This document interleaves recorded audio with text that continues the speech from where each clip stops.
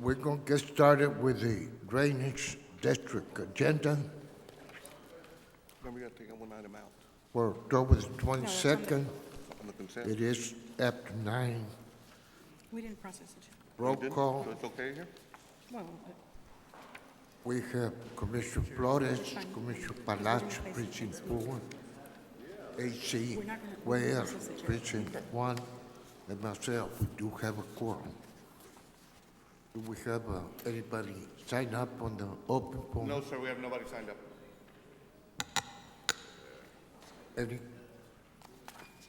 Any questions on the consent agenda? no concerns, Commissioner. Second. There's a motion, a second. All those in favor say aye. Aye. Opposed? Motion carries. Got Commissioners, thank you very much. It's kind of loud. Under item 4, presentation, discussion, and direction on the continued development of the Rainville Drain, we would like to do a quick presentation for the Board of Directors and the general public, and I'll make the comment at this time. Anybody that wishes a copy of the presentation, just call the district and we will email them the presentation. We do not prepare handouts for it. Outside? Turn on, please.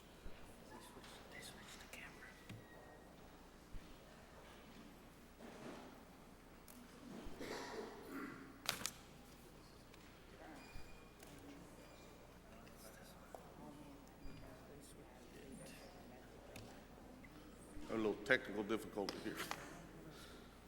Commissioners, we can move on to item B while we get the item brought up, if that's okay with you, sir?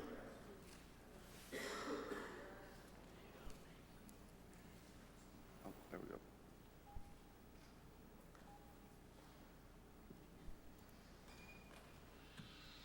You got the clipper?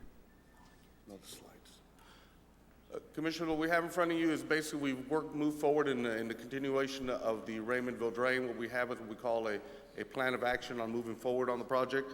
The exhibit you see on the screen up top, it indicates the location of the Rainville Drain, which begins just south of Port Mansfield. The blue is the existing drain, and the red is the new section that we're looking at constructing, and the blue will be improvement of it. You can see it goes from Edinburgh Lake all the way to Port Mansfield, crosses Hidalgo by Hargill, and continues east all the way to the coastline. Next slide. It's a brief history of the project itself. The original project was developed in 1969 right after Beulah by the Soils Conservation, and basically it was to develop a plan of study for the area of the Lower Rio Grande because of Beulah. It consisted of 3 phases. The first phase was development of 3 new major channels. Phase 2 was the construction of the main channel laterals and control structure, and phase 3 was voluntary land treatment programs, and that was basically closing land that could not be repaired because due to flooding. From 1969 to 1982, it was studied by the USDA and the Corps of Engineers in 82, released a study called the Lower Rio Grande Basin Texas Flood Control and Major Drainage Project Phase 1, General Design Memorandum. And in that, they identified the 3 projects, which were the Raymondville Drain, the South Channel, the Arroyo Colorado, and it included an environmental impact statement. From 82 to 86, they continued their study, and the Water Resource Development came out was Title 4, Section 4.1, and we have all of these attachments in the program, identifying that these were 3 projects that needed to be built and constructed. And it identified it in 1986 under 75% federal, 25% local. Again, the county and the district were not engaged in it. It was mostly a federal project. In 2000, FEMA came out with a new insurance study, identified the North Main Drain, northern Edinburgh, as a designated floodway with extensive floodway boundaries up to 3 miles in width along the North Main. That would have impacted the power stations, the university, the hospitals on the north side of McAllen, south side of Edinburgh, putting them in a flood hazard area. The district, based on the economic and the potential danger, decided, well, we need to do something to alleviate or correct this issue. So in 2000, S&B was hired by the district for the development of the Rainville Drain, and they were given 4 tasks. First one, get the limits of the project extended from Willacy County west to the Edinburgh Lake. 2, address language to get the reimbursement percentage improved to an ultimate goal of 90 federal, 10 local. Prepare and complete a supplemental environmental impact statement, SEIS, general reevaluation report, including hydrology, hydraulics, and economic studies. And 4, ensure credit and reimbursement to the district for work done prior to the project cooperation agreement. Next slide. This is a task that were done for 2001 and 2007. 2001, the district became the sponsor with a letter of intent with the Corps of Engineers. In July of 2004, 2 public meetings were held, one in each county, and this is in collaboration with the Corps of Engineers. March 2006, 2 public meetings, again, one in each county. In November 6, a bond sale was done by the Drainage District, authorizing $37 million for the project. However, the majority of that money was utilized in the levee reconstruction of the project. In January 2007, the WRDA was finally amended. So it took almost 7 years from the time we started the project to get the task assigned in there corrected. Item 1, it extended the project limits from the Willacy County line to Edinburgh Lake. 2, it identified that the district would be credited for any monies it spent and the reimbursement language was associated with it. And 3, the cost-sharing determination was made, which is at 75-25. And in that cost-sharing determination, it stated that once the project was ready to go, the district would submit it to the Secretary of the Army for the final determination to be made on the cost-sharing of the federal. Traditionally, what we've done in South Texas or in this area is we package the money with the federal and the economic distressed area, where we get about a 97% on money from the state and federal to do federal projects. That's what we've been utilizing for most of the state roads and improvements that have come in the past in our area. In 2008 to 2013, we obtained a formal written resolution from Willacy County supporting the project. In 2010, again, 2 public workshops were held, one in each county. In June 2011, we obtained a second resolution of support from Willacy County. There was a change in politics in Willacy County in which the money that we had gotten from the GLO to go towards Rainville Drain, they were reprioritized by the Commissioner's Court of Willacy County, and the $8 million that we've gotten from the GLO was utilized for other drainage improvements. So we had to get another letter of resolution from Willacy County in support of the project in order for us to continue moving forward federally, and we did receive that. In 2011, the district and the Corps went into Section 211 Memorandum of Agreement, which allowed us to develop the project as a whole and also allowed us to do the project on construction as needed for each independent segment.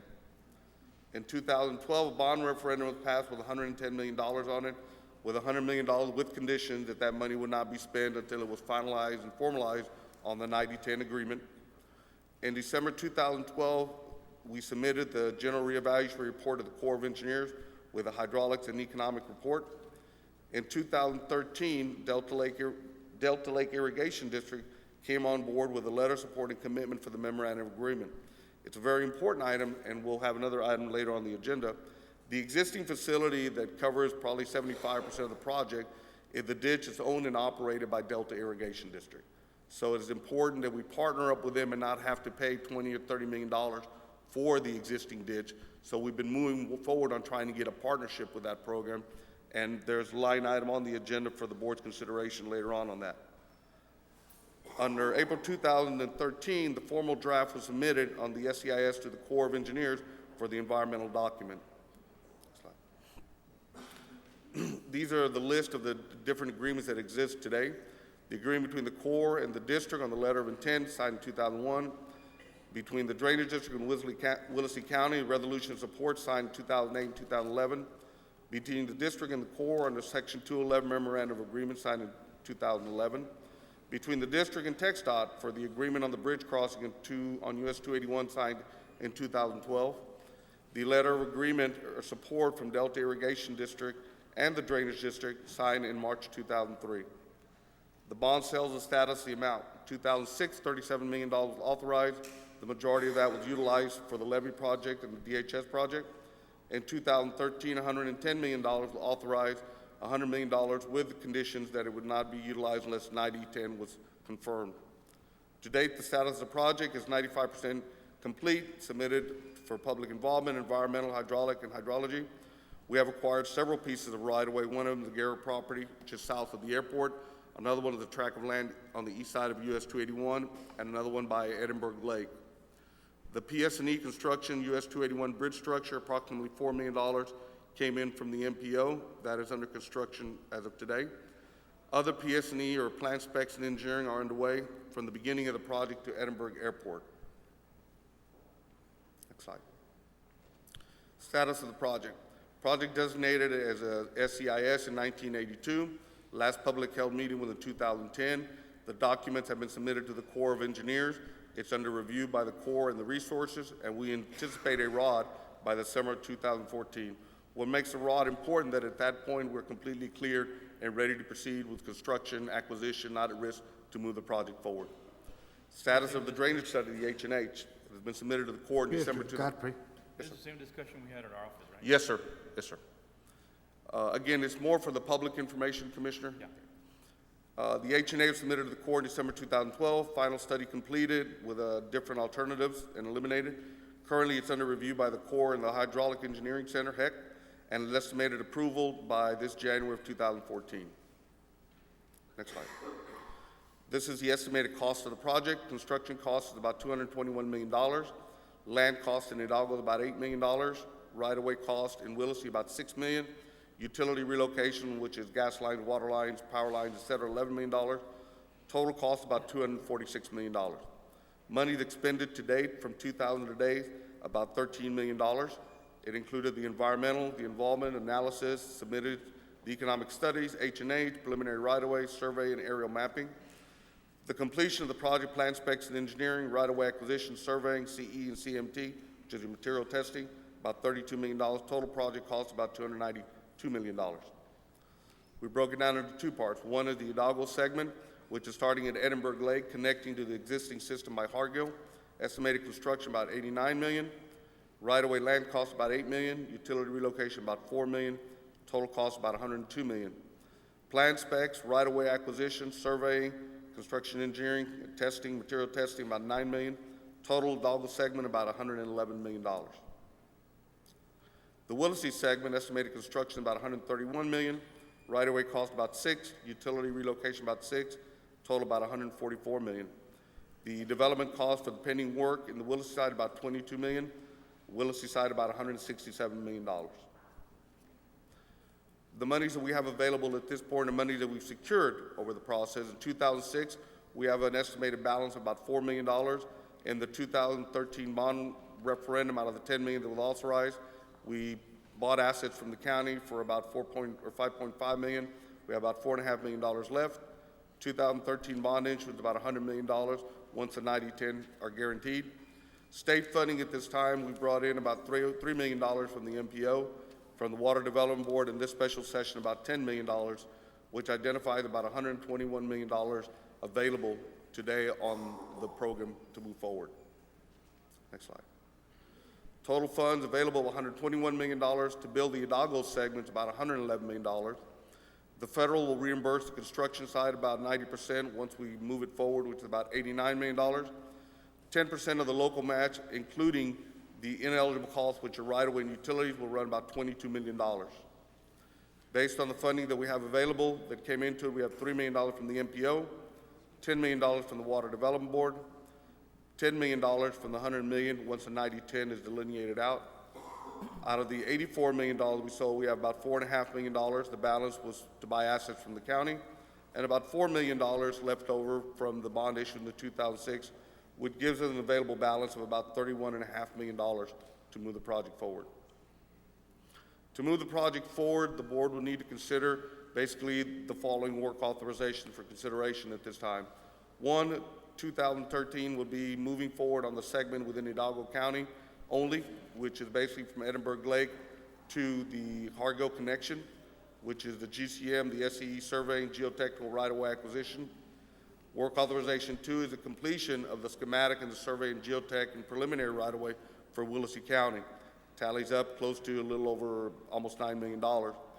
Work authorization 2 would not have to be considered until the board is ready for the actual construction of it around 2015. Work authorization B is to be determined. These are the Willacy segments to be built. Work authorization B1, again, will be Willacy County segment to be built. What we're looking, I think that's the last slide, correct? Yes, go back to that slide. What we're looking at is for the board to consider moving forward on the Hidalgo segment, which is moving along with what we anticipate the Corps to release by January and the ROD to be made available by the summer. So we would consider, we'll be coming towards the board with some work authorizations to get this project kick-started and have it ready for the physical construction of it over the next 5 to 6 months. The money that we're looking at right now are monies that we presently have. It's not tied in to the $100 million. The $10 million for the $100 million will come in once we have the full authorization for construction, but these will be monies that we can utilize that are not encumbered with any restrictions at this time. I know it was a quick briefing, but we do have it electronically, and we're more than happy to make presentations to any additional entity the board wishes. Godfrey, obviously this presentation is more for the public. You've given the board members a chance to meet with us, and you've gone through the entire presentation. Actually, we had a lot of questions and answers, and Yes, sir. you guys actually answered everything that I had. I see a member of the Drainage Committee. Have you had an opportunity to meet with the Drainage Committee? No, sir. Advisory Committee? No, sir, we have not presented it in detail to the Drainage Committee at this time. These are numbers that have been put together over the past probably 3 to 4 weeks, Commissioner. All right, I see Mr. Phillips in the audience, and there's others in the audience as well.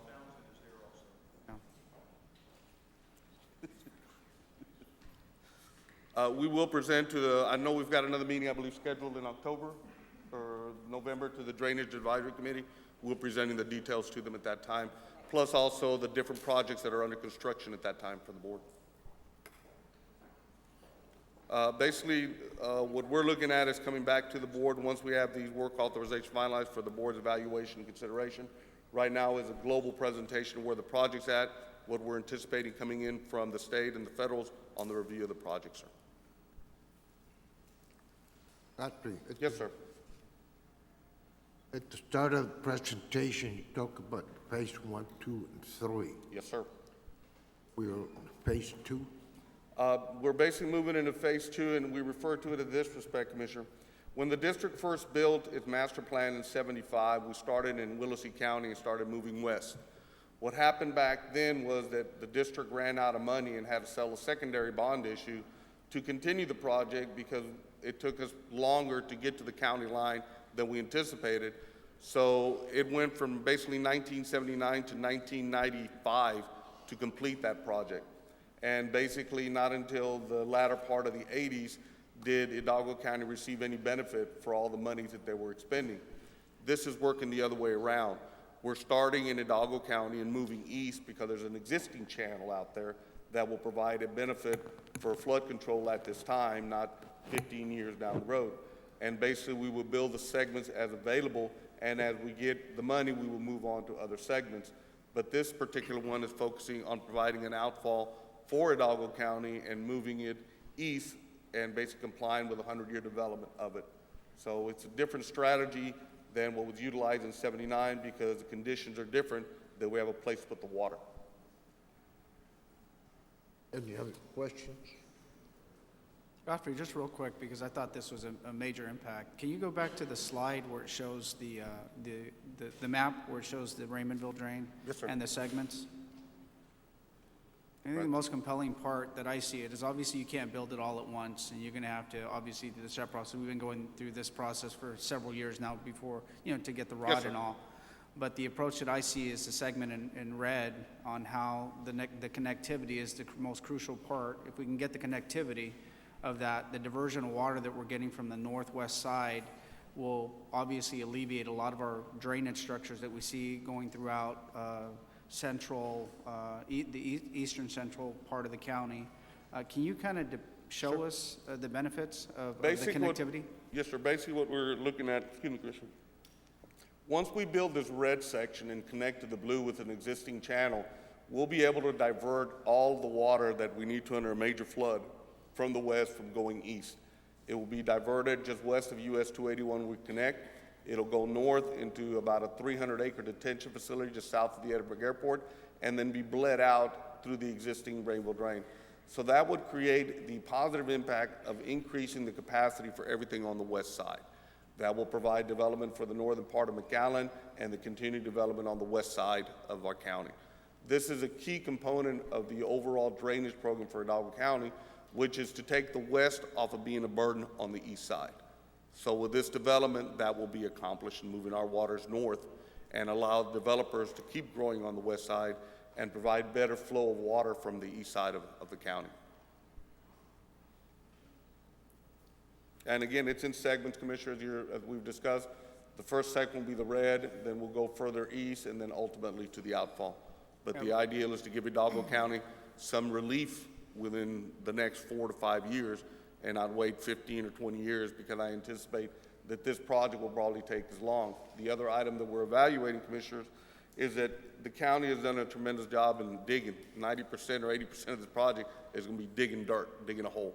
So we believe that the county, with its forces that it has, will be able to reduce that construction cost by using the manpower and equipment that you presently have for digging. If you're able to dig a 300-acre pond, you should be able to dig a 6-mile ditch because it's mostly dirt.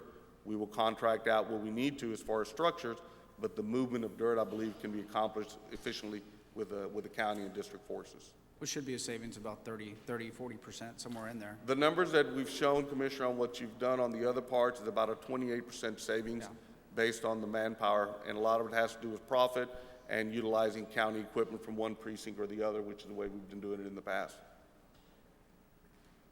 And it's not anything different, Commissioner. When the board took action probably about 4 years ago for the development of these drainage group of each precinct, the intention was to get them trained, get them ready to move forward when the Raymond Ray would come about and start moving dirt. Thank you. Any comments or questions? Thank you. Thank you, Commissioner. Under item 4B, discussion and authorization for the development of agreement between Hidalgo County Drainage District Number 1 and the Delta Irrigation District as it relates to existing drainage system and the Raymondville Drain Outfall System. Commissioner, we've been in discussion with Delta Irrigation District for probably about 5 or 6 years already. We presented to them, working with legal firm of Atlas and Hall, the agreements that we presently have with Irrigation District 1, District Number 9, and they've agreed for us to start maintaining the systems within their area, similar to what we've done with District 1 and District 9. The majority of the systems are in Precinct Number 4 and in Precinct Number 1. Steve Crane, or Atlas and Hall, is in the process of finalizing an agreement to move forward to the irrigation district. It is nothing different. All the I's are the same way, T's are the same way as previous agreements with District 1 and District 9. Their positive response is that they'll execute that if the board agrees to on the November 16th meeting. In addition to that, one of the major accomplishments that we have right now, that we're ready to finalize the Raymondville Drain. We're working on the final agreement. We've had several drafts over the past 5 years with the irrigation district, and the final consideration is as follows: that the irrigation district will allow the drainage district to utilize all of their existing right-of-way, which means that we will not be buying any right-of-way from Delta Irrigation District, but we will be buying whatever additional right-of-way we need for the widening of the system. And there is a savings to them in which they no longer have to maintain it, because the ditch will be in the middle of our ditch. So it's a cost savings for them, and it's probably a savings, I don't know, maybe $10, $11 million in land, and probably another $30 million in excavation, because you've already got a channel there. So I believe it's going to be a positive final step in the movement of the drainage district and the Rainbow Drain. And the numbers that you see there for right-of-way does not include the benefit of the right-of-way that we'll be getting from the Delta Irrigation District. But we have been working with them for, I guess, about 5 years. Atlas Hall has been legal counsel in reviewing those documents, and we're there.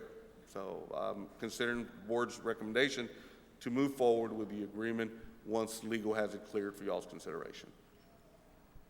What is it, which says the board? Need action for this or no? Yes, sir. For approval? Second. Motion second. All those in favor say aye. Aye. Aye. Opposed? Motion carries. Item 5, approval to delete slot number 3, area facility supervisor, at a salary of $47,164.59. The reason we're requesting that, we want to close that slot and open a different slot that I believe is a better benefit to us. We're running probably close to 100 pieces of equipment, and we feel that the position could be better filled by a fleet manager addressing the needs of our equipment and staying on top of the equipment and managing the hours and the repairs and the maintenance of it. So at this time, that's why I'm requesting for the board's consideration Approval of of canceling A, that. B, and C. Second on A, B, C. There's a motion second on item 5A, B, and C. All those in favor say aye. Aye. Opposed? Motion carries. Judge, Commissioners, we do not have an item under closed session at this time. The judge is not present, and I would like to hold till the judge comes in next time on Move to the adjourn. executive session. Second. Motion second. All those in favor say aye. Aye. Opposed? Motion carries. Thank you very much, Judge. Commissioners.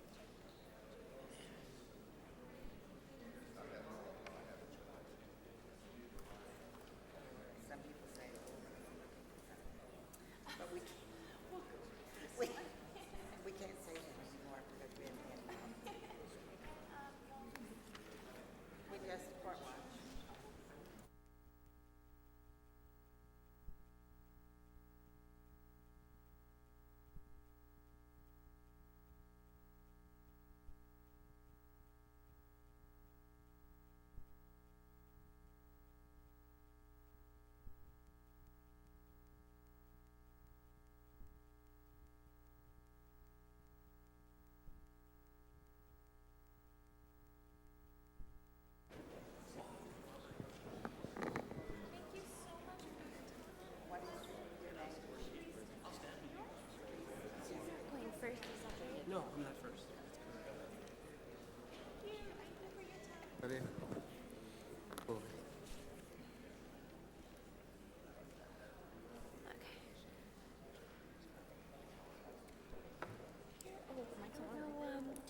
belongs to the drainage district, gentlemen. Is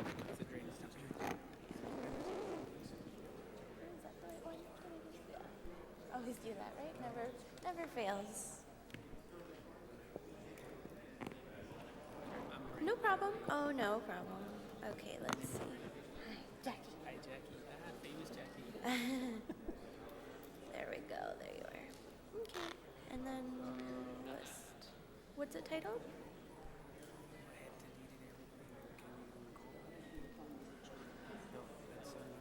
What's the title?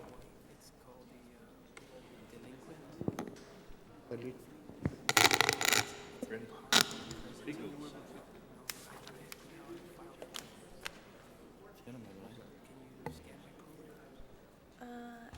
don't know if I can do that. Oh, it's right here, like tool.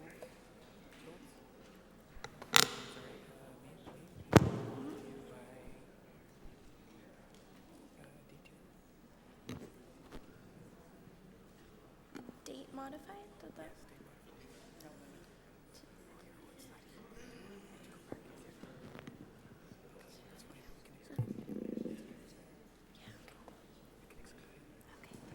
Yeah? Yes. Morning. I'd like to welcome you to the October 22nd County Commissioners meeting. We do have, the judge is not with us. He'll be on other business today.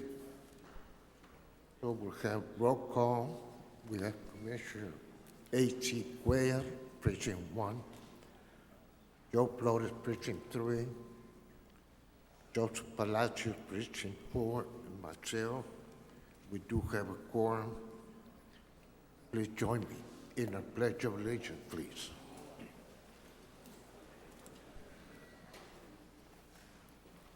To the flag of the United States of America and to the republic for which it stands, one nation, under God, indivisible, with liberty and justice for all.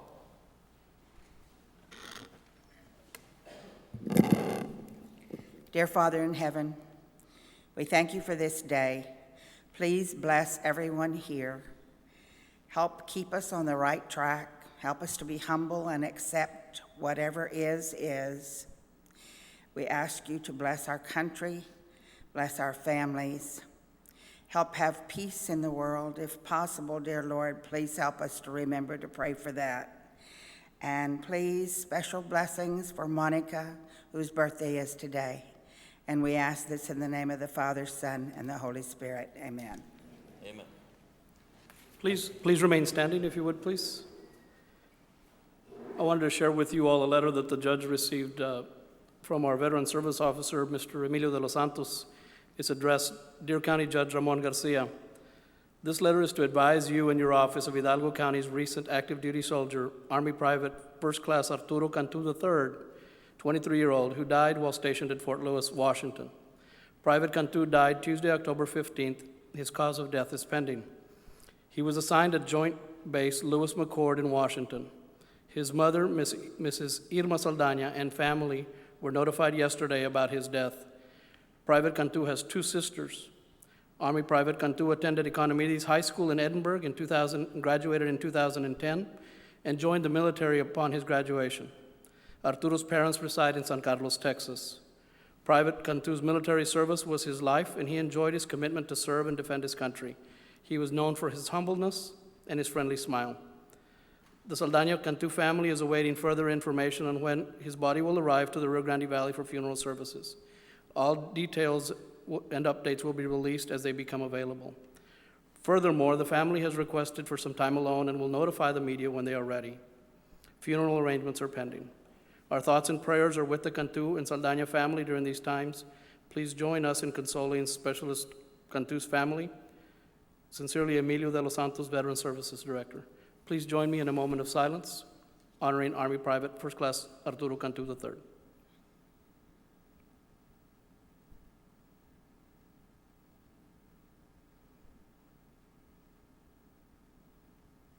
Thank you very much.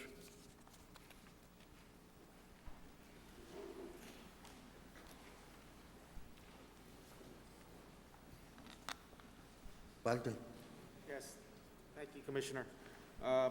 Next on the agenda is the approval of consent agenda. Judge, or Commissioners, there are 3 consent agenda items that I would like to pull. That would be consent agenda item 5B, 10A, and 10C.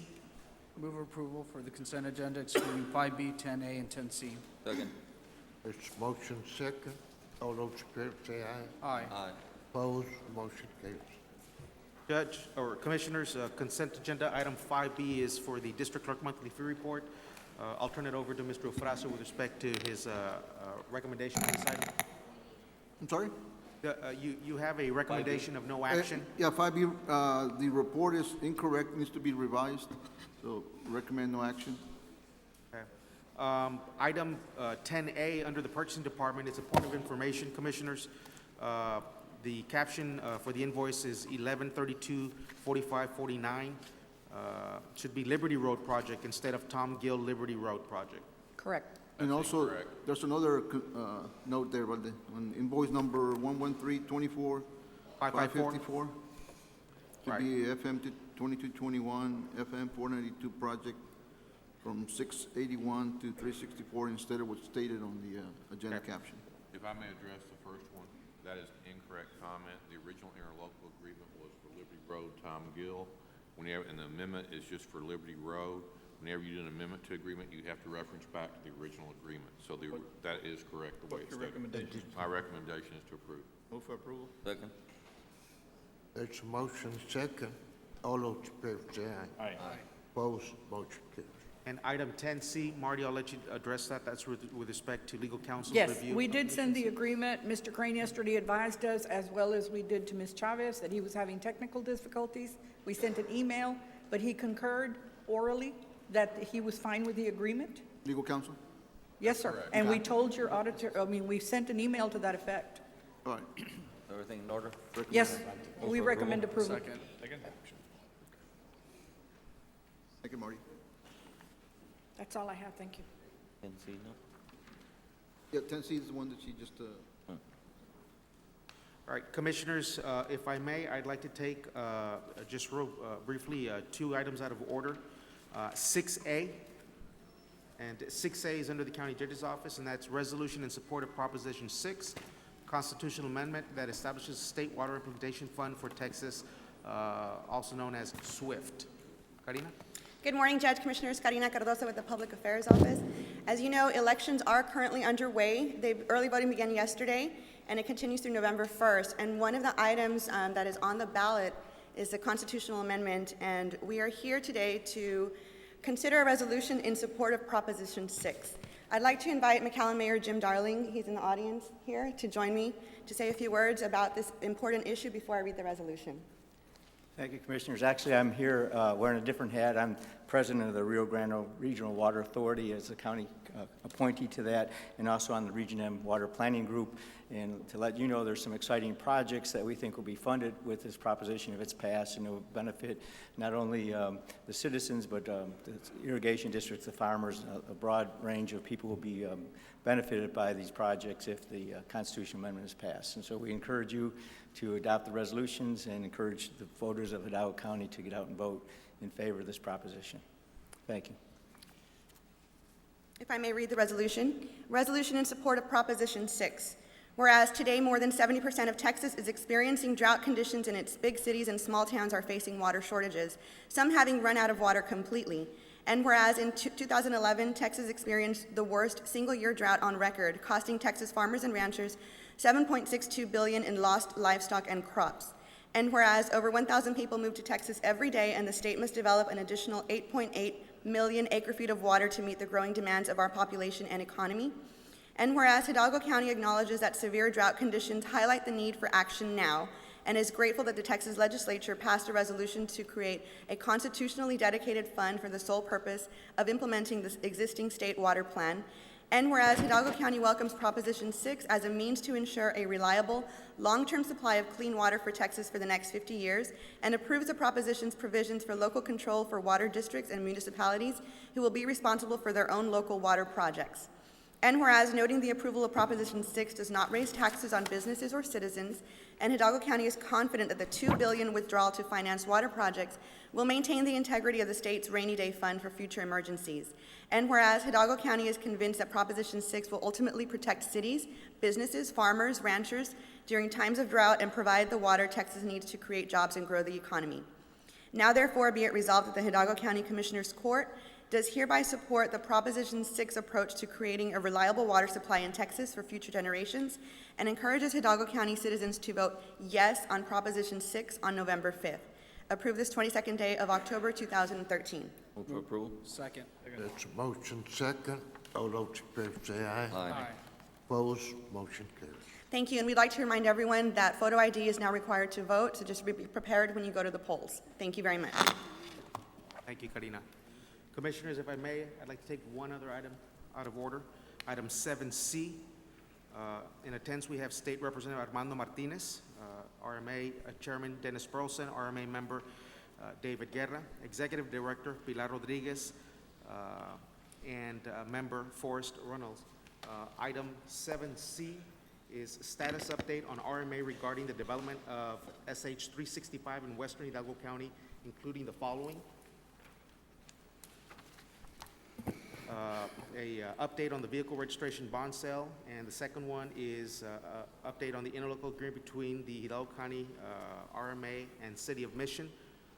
The project is from Manzan Lewis Highway FM 396 to Conway Avenue FM 1016. Pilar? Yes.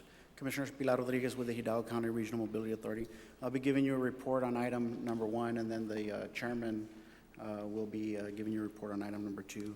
On the vehicle registration fee bond issuance, to date, the Board of Directors has approved the bond documents, the trustee, and the underwriting syndicate for the issuance. We will be having a bond rating on this Thursday, October the 24th, from 8 a.m. to 1 p.m. It'll be held at the McAllen Convention Center, boardroom number 2. We will be meeting with S&P and Moody's to obtain our rating for this issuance. And so we anticipate going to market in early November for the issuance. Louis Jones will give you a quick status report on the 365 project, just to briefly tell you where it's at as far as the development of the project. Thank you, Pilar. At this time, we've been in front of you quite a few times over the last 6 or 8 months. We're still moving forward on State Highway 365, which was Phase 1 and Phase 2, and that basically takes us from Conway all the way to the Far Bridge for the environmental process. We are still moving toward clearance and sometime in May of next year, and we're still looking at a letting date of Phase 1 sometime in the latter part of 15. So everything's still moving on track. We do have the funding for Phase 1, and we are moving forward in that aspect. And later on, if there's any other questions, I can answer those at that time.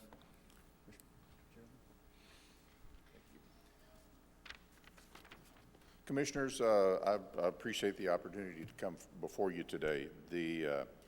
I want to thank you as the Commissioners Court for the vehicle registration fee. It's one of the important toolboxes. State law allows that you could have an additional $10 with a referendum. Our neighboring county to the east is seriously considering that, because they know that transportation improvements are critical to us getting good jobs in Hidalgo County. Before I address the concern about 365 Phase 2, let me take one step back for a couple of minutes. Long-term planning is expensive. Long-term planning takes a lot of time. Long-term planning can be messy because things change and things get moved around. There are other players in our world.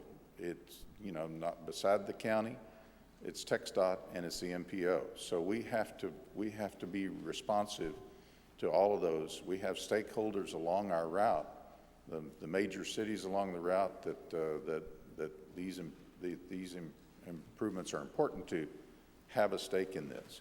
When you're planning a close to $2 billion project over a 50-year period, it's just not easy.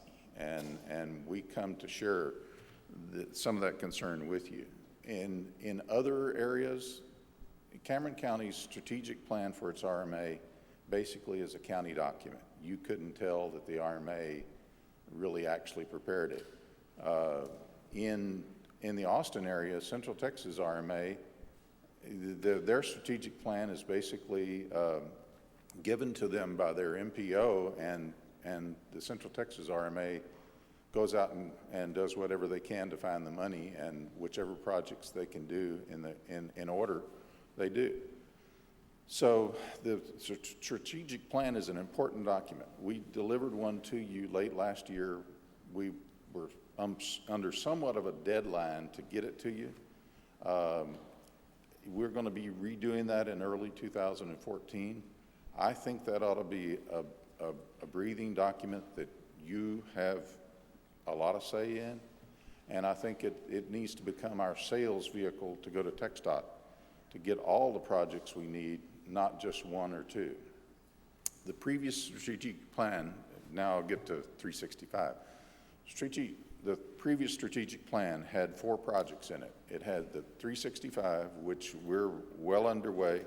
With the bonds that we will float, we will have the money secured to build this, assuming the economy just doesn't pull some kind of horrible wreck.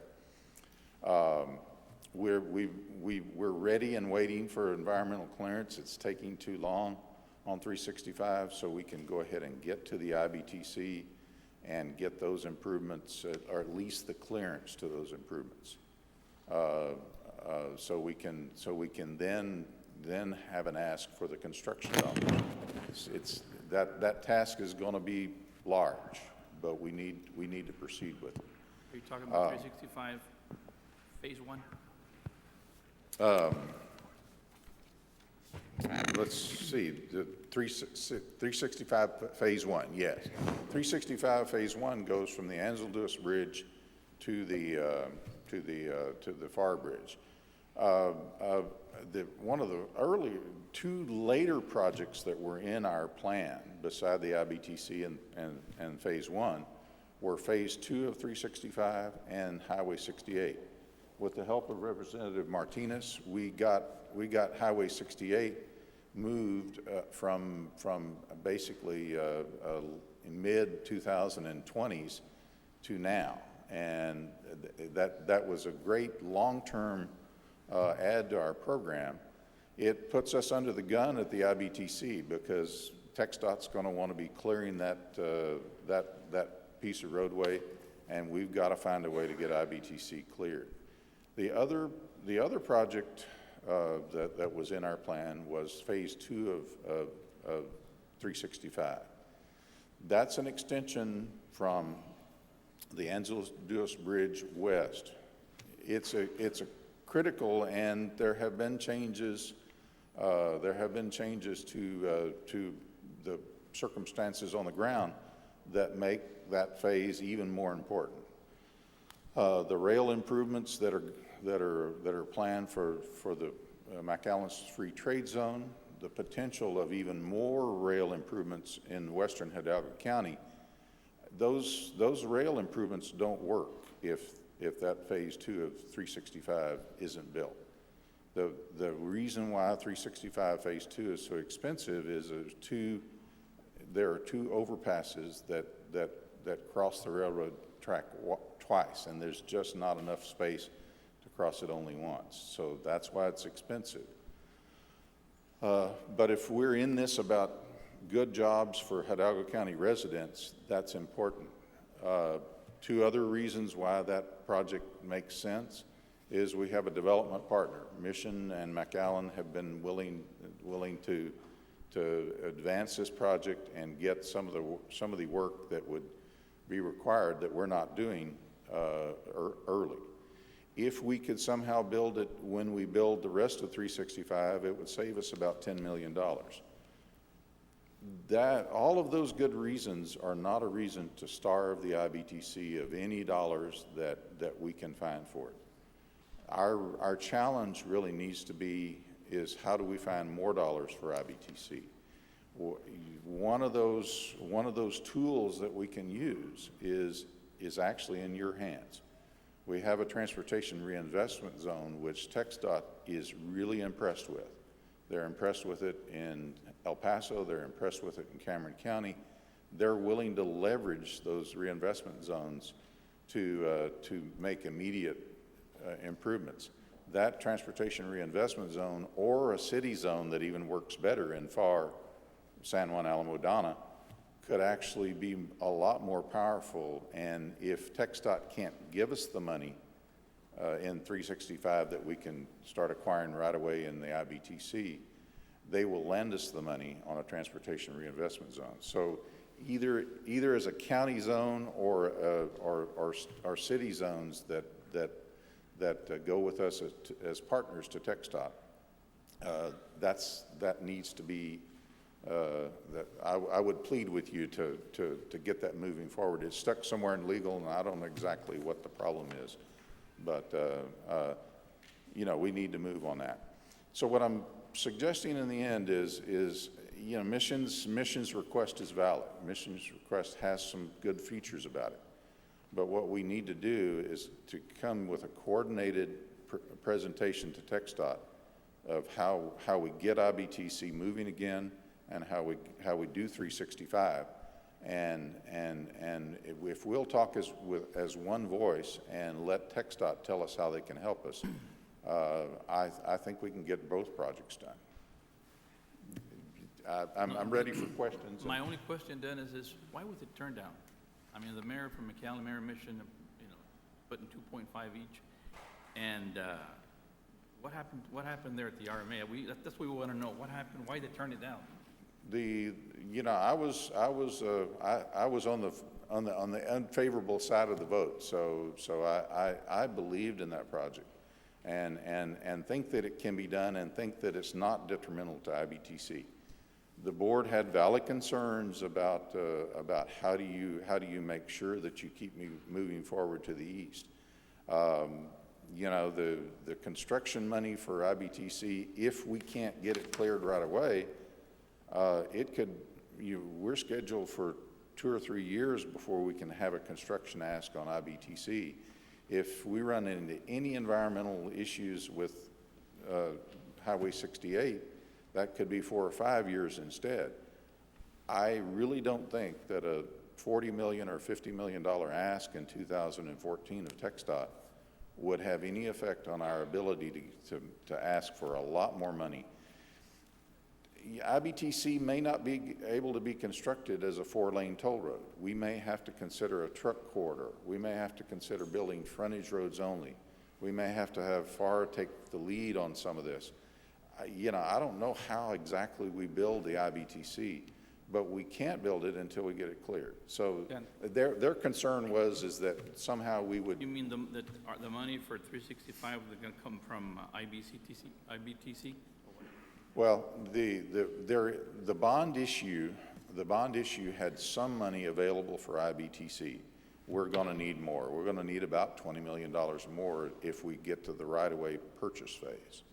And so we've got to find $20 million to make our commitment to IBTC. But you're right, Commissioner, in that if Mission and McAllen front the development cost, and if they go get the money from TxDOT, then they're not taking any money from IBTC.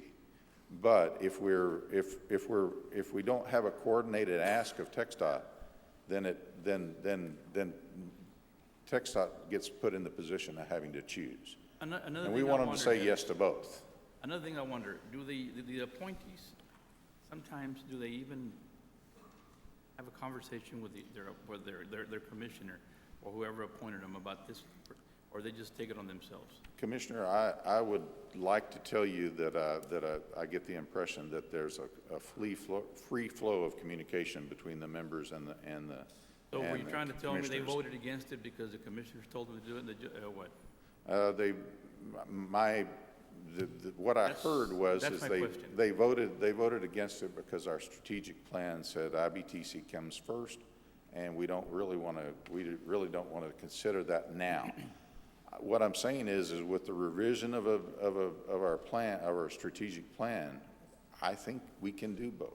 You know, but another question is, how many miles of road have you all built since you've been around? What's How many that? miles of road have you all built, the RMA? The RMA has not built a road yet, Not at all, right? and that's a failure. We now have the money identified to actually build 12 miles of 365. It would be nice to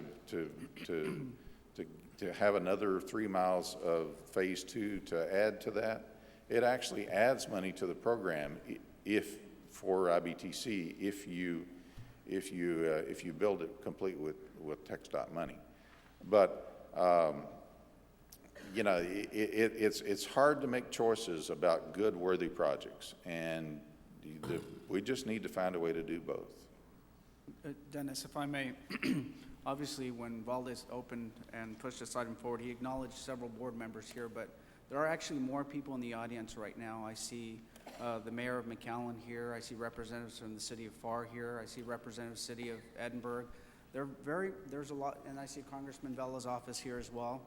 I definitely want to give commendation to Representative Martinez and others who have worked diligently and very hard on bringing funding down for these projects that we didn't have when we started this project, and it's catalyzed this entire process of building these legs, and I want to thank them for the hard work that they do. You mentioned earlier about the long-term planning. I could attest to long-term planning.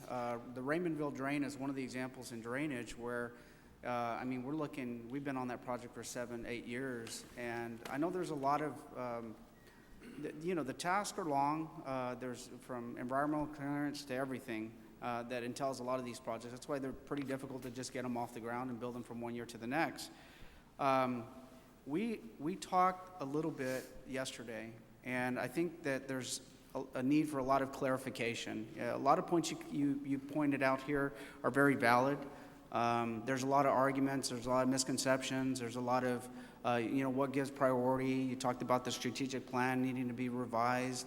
And you also talked about the need for the IBTC. Now, I advocate for all legs, nonetheless. Even though in my district, we've been beneficiaries of Highway 68, I also think that without 68, we still very much need the IBTC. I advocate heavily for it. As much as I advocate for the legs on the west side, at the end of the day, when we first envisioned the RMA, it was going to be a loop. And obviously, we can't build all at once. And I think what needs to happen is we need to jointly have better clarity, communication, and revise the strategic plan. Figure out what makes perfect business sense so that we can at least show to the taxpayers that we're working diligently with the fees that they're paying from their vehicle registration fees, that we're using the funds adequately. I'm in full support. The partnerships are the only way to go. In this day and era with tough economic times, there's obviously this need to work as a united front. It's posed proof in it by sending our legislative team up there to Austin or the federal government to lobby for more funds. I think there's a lot of fragmentation, and I think if we can work hard to bring us all together and talk about the issues, put them all on the table, figure out what is the best option. We need to get there much sooner than later, obviously. And I know everybody's hearts are in the right place. That's the one thing that I gained out of all the conversations I've had from last week to the prior week, is that everybody wants to build something. Everybody wants to make the right decision. I just think we just need to, sit down and have a lot more clarity. You're right, Commissioner. Are you in favor of the? I'm in favor of partnerships, but at the end of the day, I don't know the issues any more than your average person. And I tried to understand it yesterday, Dennis. I sat there trying to objectively sit and tell me the exact benefits on why that would supersede the need of the IBTC, or whether or not, I mean, we talk about the lack of funding for IBTC, $20 million. Well, if you take a year back before, we never knew we were going to get funding for the Highway 68. Correct. Immediately, Representative Martinez brings in $86 million.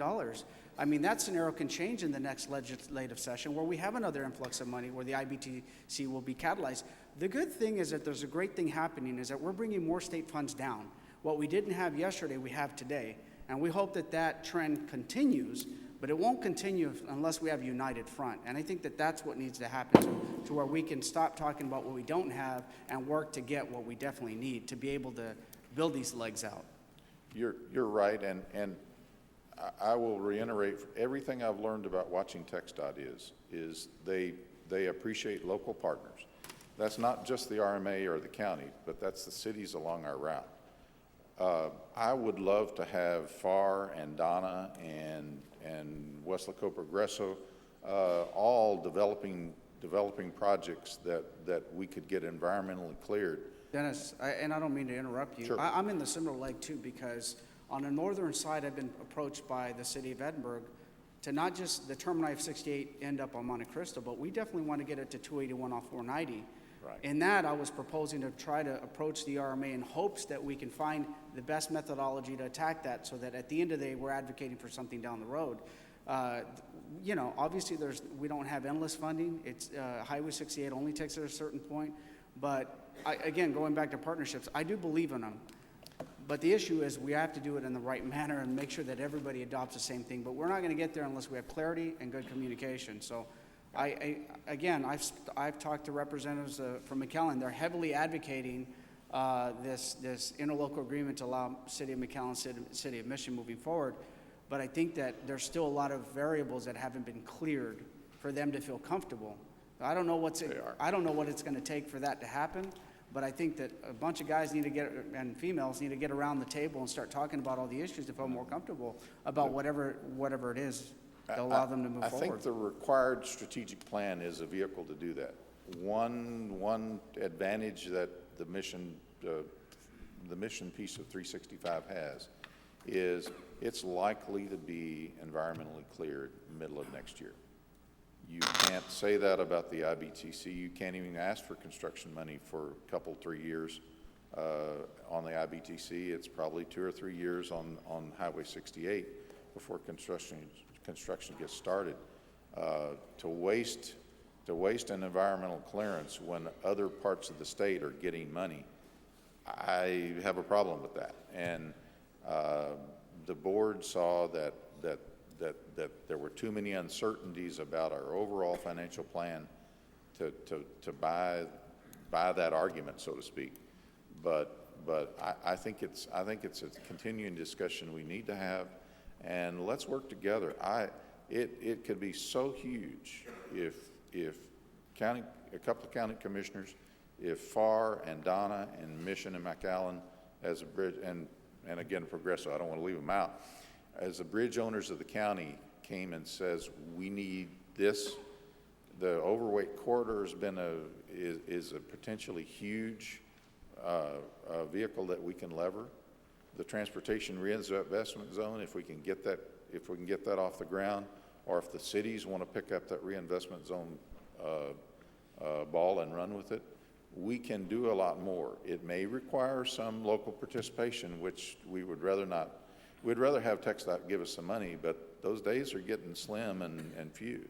So we want to go to work at it. I'm frustrated that we can't clear and build more projects sooner, but we just need to keep working. You know, if Representative Martinez wants to say anything, I'll be happy to. And again, we appreciate your patience, and I would ask that you examine all the toolboxes all the tools that TxDOT allows us to have, and let's see how we make a move forward. My next question, Dennis, is this item going to be put back on the agenda anytime soon? Have anybody talked about it or anything? Well, I think we need to have some more discussion. The matter failed 5-2. So And I think we need more clarification for the rest of the board members before I can bring it back up again. But I look forward to trying to do that task and make it work. Was there a misunderstanding, Dennis, just for my own sake? I mean, I wasn't there at the meeting. Were there representations made about potentially using funds from the IBTs to roll over to that leg? I think that was a misconception. I really don't know what the issues were. The easy way for us to get the rest of the money for IBTC, it may not be the way that it worked out, but the easy money is to have our legislative delegation and leaders go to TxDOT and get another $20 million. And if somehow the mission project got in the way of that ask, I think that was the main board concern. I think we've got a way where we can do both. We may have to do county resources for some of that $20 million, but I think we need to step up and do it. Maybe the people in the West are a little more aggressive.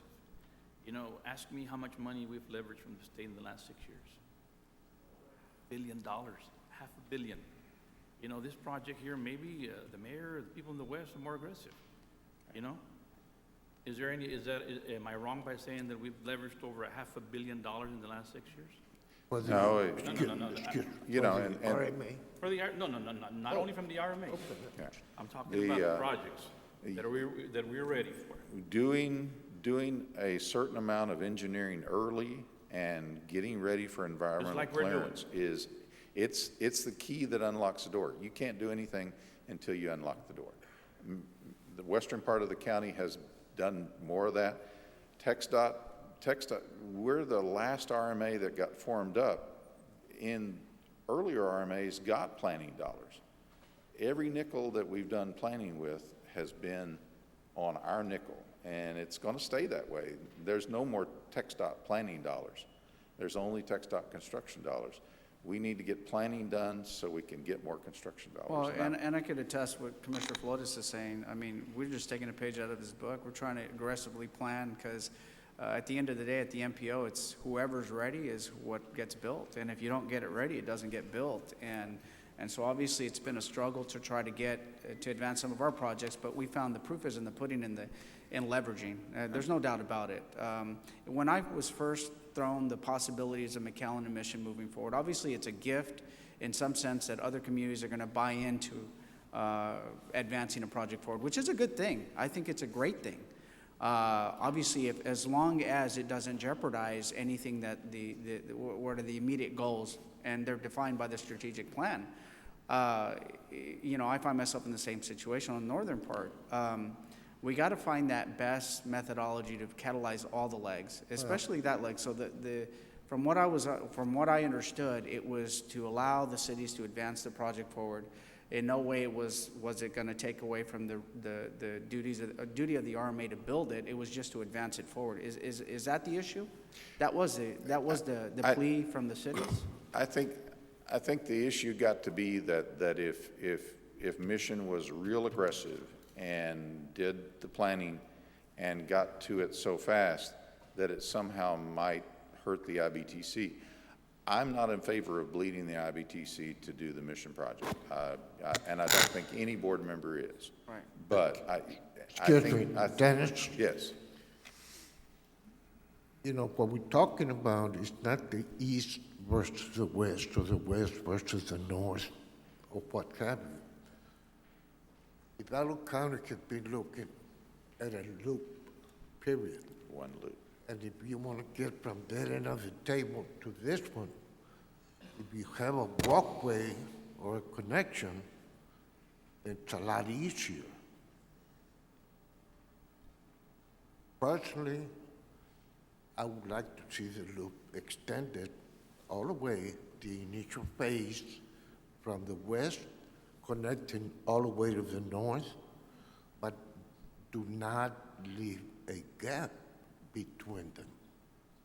It doesn't make sense.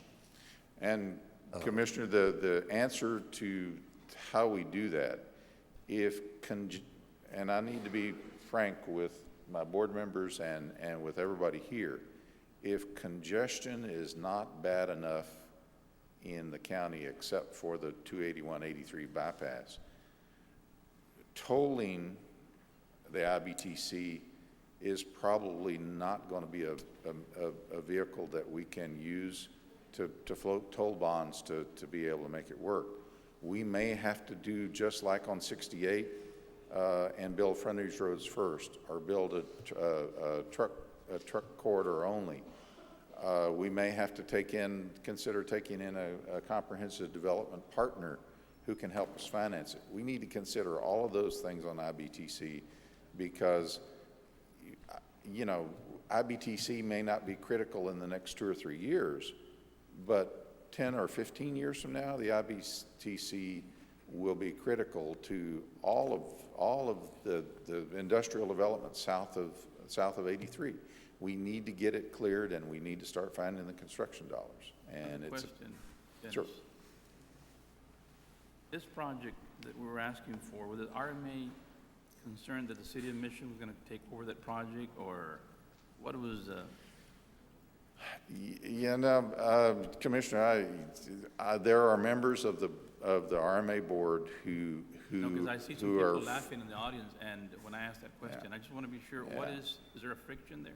Well, the method of local partners is the method TxDOT uses, and You know, there's I'm all no for reason. TxDOT to build whatever Right. they want to build. I mean, you know, I've worked with them.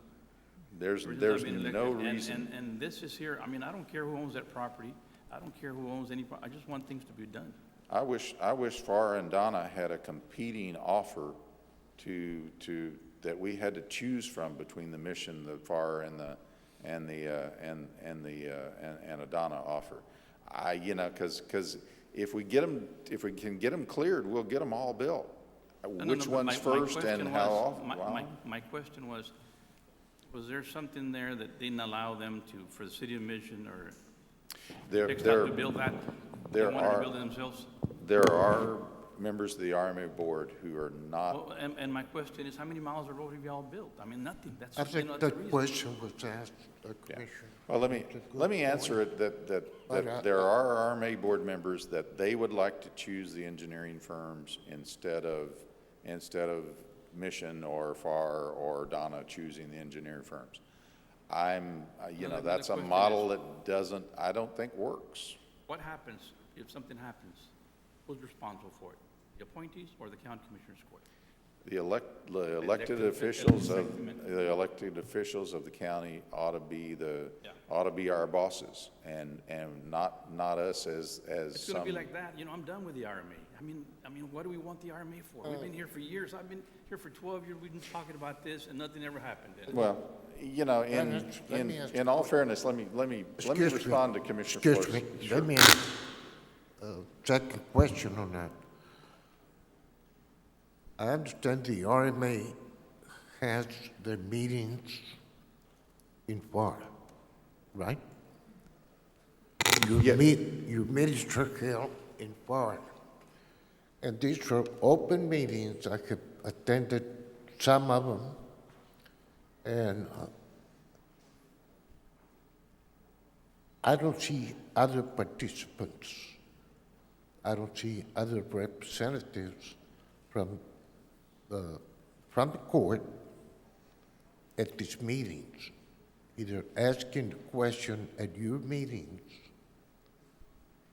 or providing input on anything. I want to tell you something, Commissioner. And, excuse me.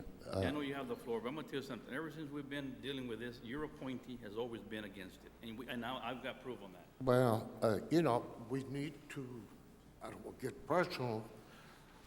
I personally think the RMA has done a good job.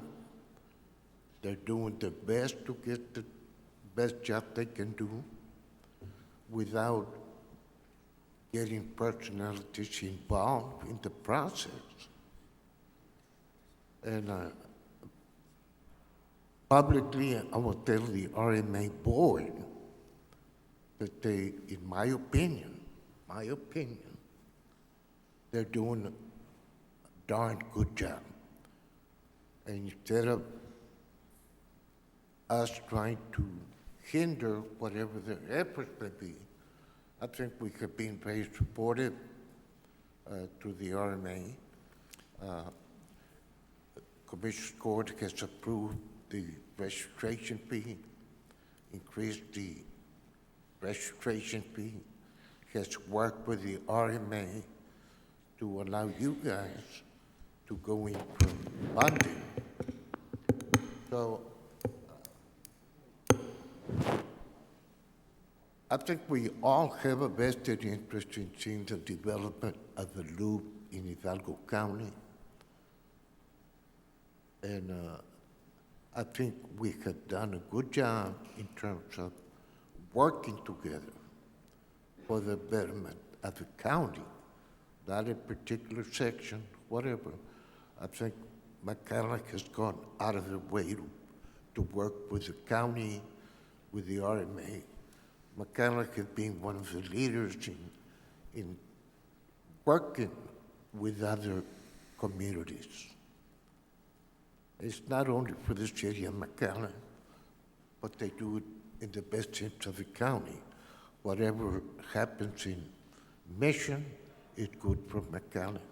Sure. Whatever happens in Parr is good for McAllen, and vice versa.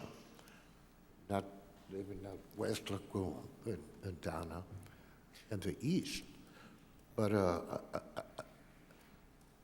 I think we do have a good working group, and so far we have attempted to deal with it on a regional basis and keeping away from what is good for San Juan, what is good for Edinburgh or McAllen. So, If I can close real quick, because I know y'all have got other business that you need to do, and you may want Representative Martinez to chime in a little bit. The idea, you know, in some ways, I'm concerned that the RMA board, you know, basically stopped planning a little bit and tried to get to construction to validate the RMA's existence.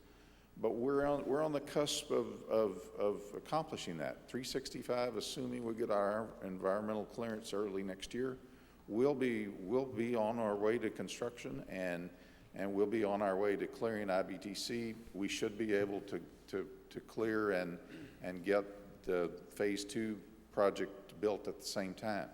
We're on the cusp.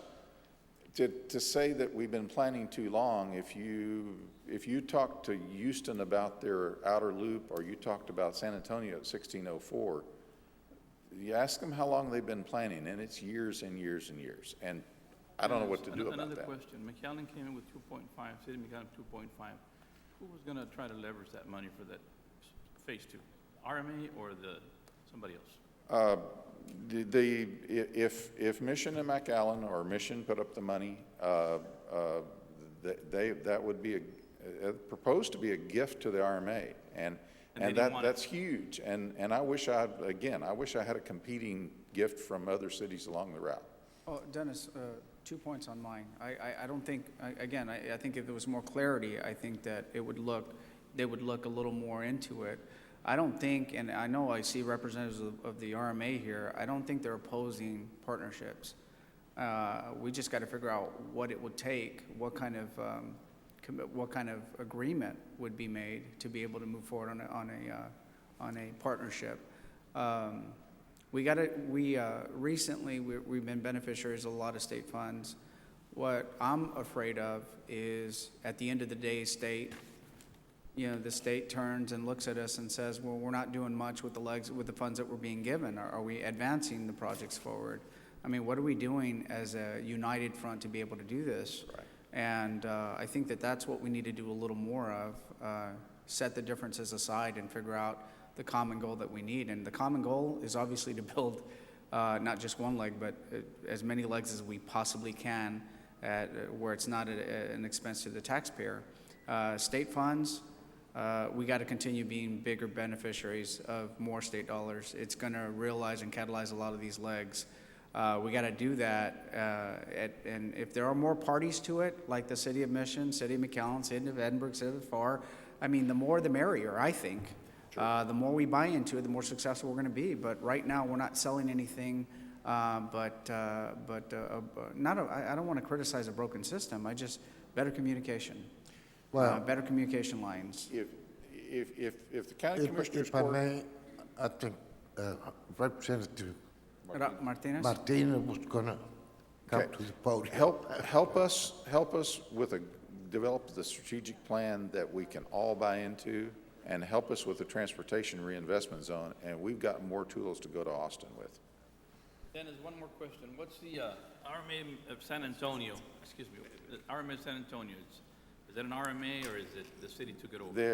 There was an RMA in San Antonio. If you think our politics is interesting, they got one city and their politics is more complicated. The RMA in San Antonio's got crossways with the county, and most of its duties were turned over to something called an advanced transportation district, which is what runs VIA and all of that in San Antonio. So our RMAs are dependent on their sponsoring body, and they're dependent upon their stakeholders along the route. And one last thing, I'm not making this political. If the IBTC wants to build, if they got the money and they got the people, the mayors out there, I'm more than welcome to do it. I mean, I'm for it. But this here is like a gift to the RMA from City of Mission, City of McAllen, and they turned it down. It's like bringing you a silver platter full of gold coins and you don't want it. That was my vote, but let's go back and try it harder, and let's find a way. So are you envisioning that this item coming back to the RMA is potential consideration?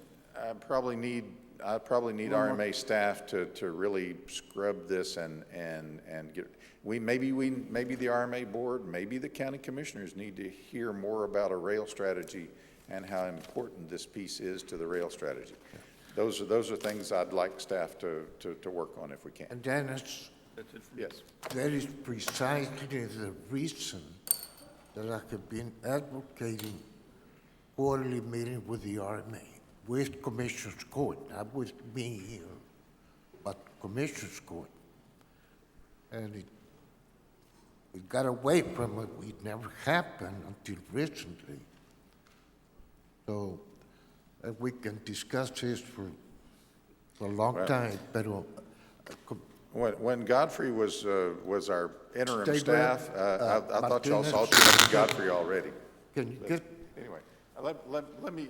I've said way too much, and thank you again for your help with the RMA, and we look forward to doing more. Sure. Hello, good morning, Commissioners. What a privilege to be here. I just want to clarify a couple of issues and where we started with the $85 million from State Highway 68. And all in all, we have been able to obtain a total of $110 million for Hidalgo County, which is unheard of. We haven't received money like that in years. And we got those statistics from Mr. Garza, who had met with me when I was appointed as Vice Chair of Transportation. Unheard of, $110 million. We haven't received money like that since Ruben Cardenas was TxDOT Commissioner. So how did we get to Highway 68 and an additional $25 million for the RMA? In meeting with Chairman Houghton, one of our first meetings was to discuss financing for the RMA and for our projects on our Hidalgo County Loop. Of course, I really do like transportation. I believe I found my niche a few sessions ago when I sat initially on the Transportation Committee. But the discussion started on which areas of the loop were of importance. So we started to focus in on some of the funding areas and the sources that we had. And Chairman Houghton right away said, listen, I will commit to $85 million and we will fund this Section D, and I will enter in a minute order to create State Highway 68. And that's the section that runs all the way north to Edinburgh.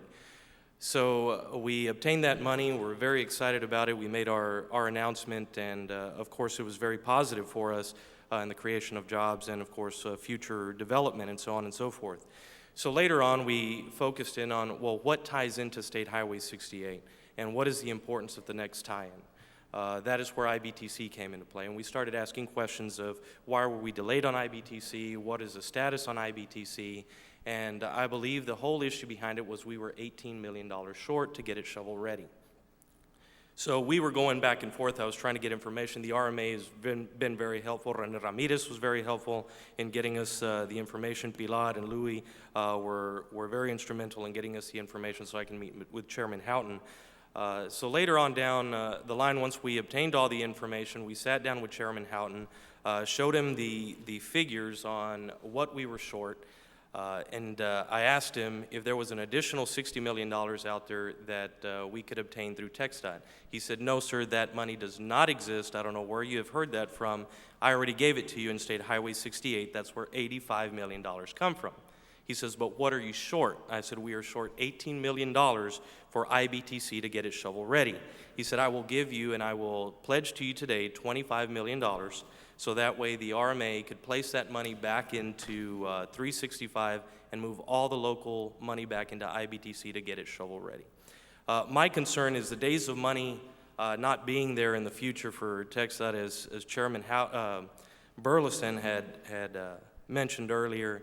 He said if we start moving money from one project to another and delaying other projects, not saying that 365 isn't important or IBTC is more important, but I feel that going back to TxDOT and telling them that we're transferring money is going to pull the plug on a lot of our projects.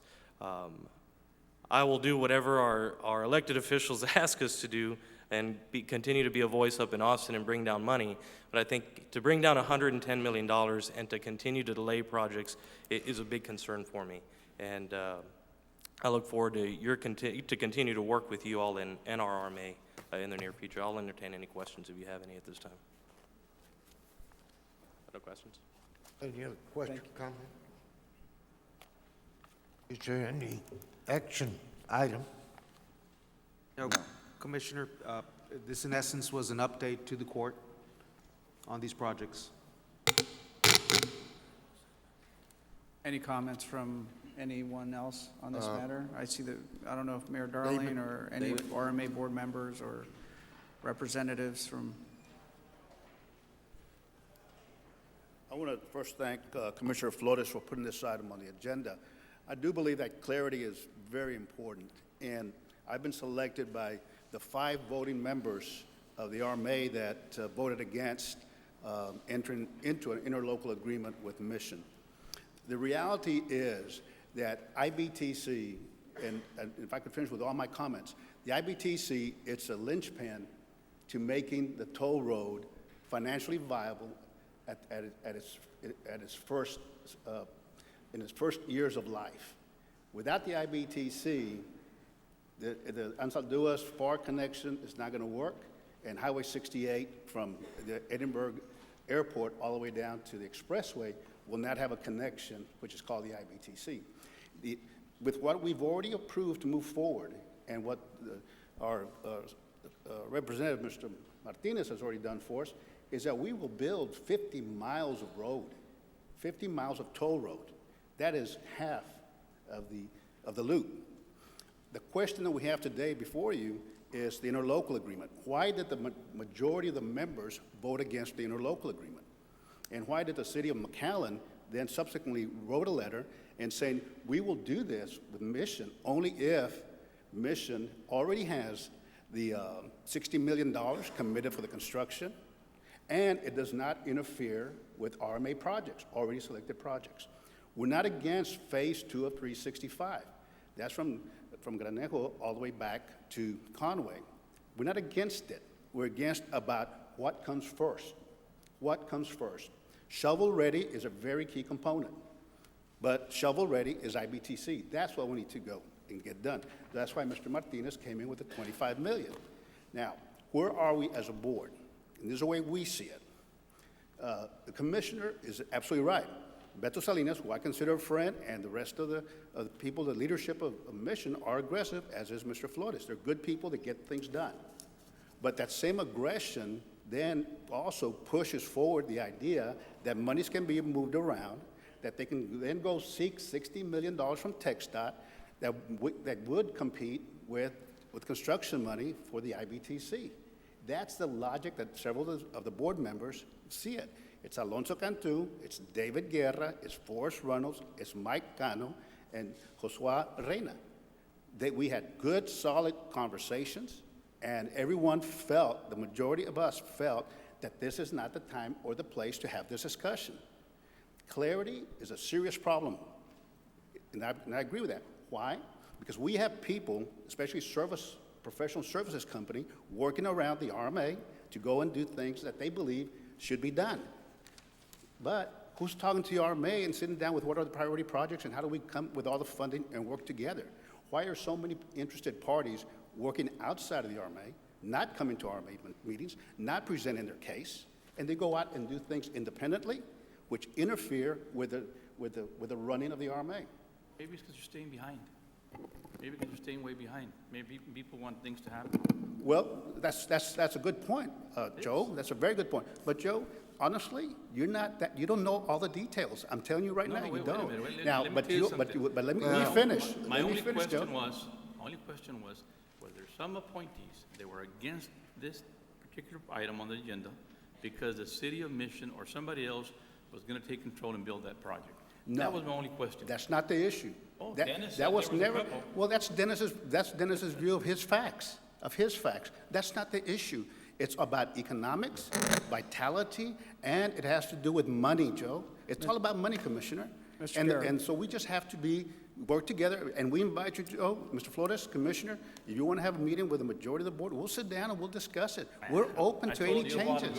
We're open to any changes. Didn't I tell you a while ago that I was done with the RMA? You all can have my appointee if you want it. Then go back and define go look for the definition of leadership. That's what I'm telling you. The bottom line is, this commissioner's court is responsible for what you all do. That's the bottom line. The RMA is a freestanding state agency. You get the appointees, but we're responsible. We're responsible entire citizens of Hidalgo County. That's all I'm going to say. But again, we invite you, the majority that voted against this, we invite you, Mayor Salinas, and the engineering firms that are involved to come and sit down and let's break bread and let's talk about it and let's get things done. All right? Any other questions? Thank you. Thank you very much. Thank you.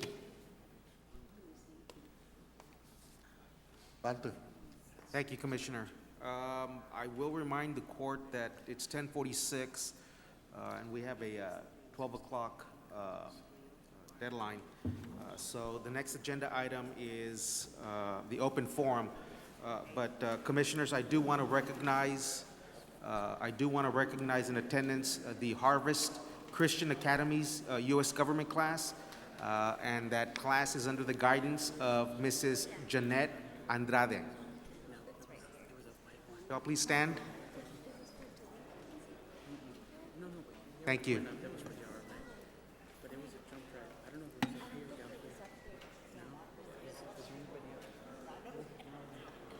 Commissioner, the next is open forum.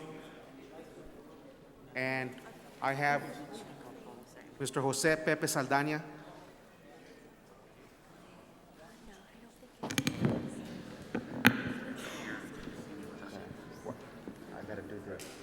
Let me just get over the open forum. Voy a hablar en español para explicar mejor el negocio que traemos nosotros esta mañana. Mi nombre es José Pepe Saldaña y soy chairman del precinto 48 en el sur de McAllen. Por muchos años nuestra gente ha votado en el centro del Palm View Community Center en Library, en el sur.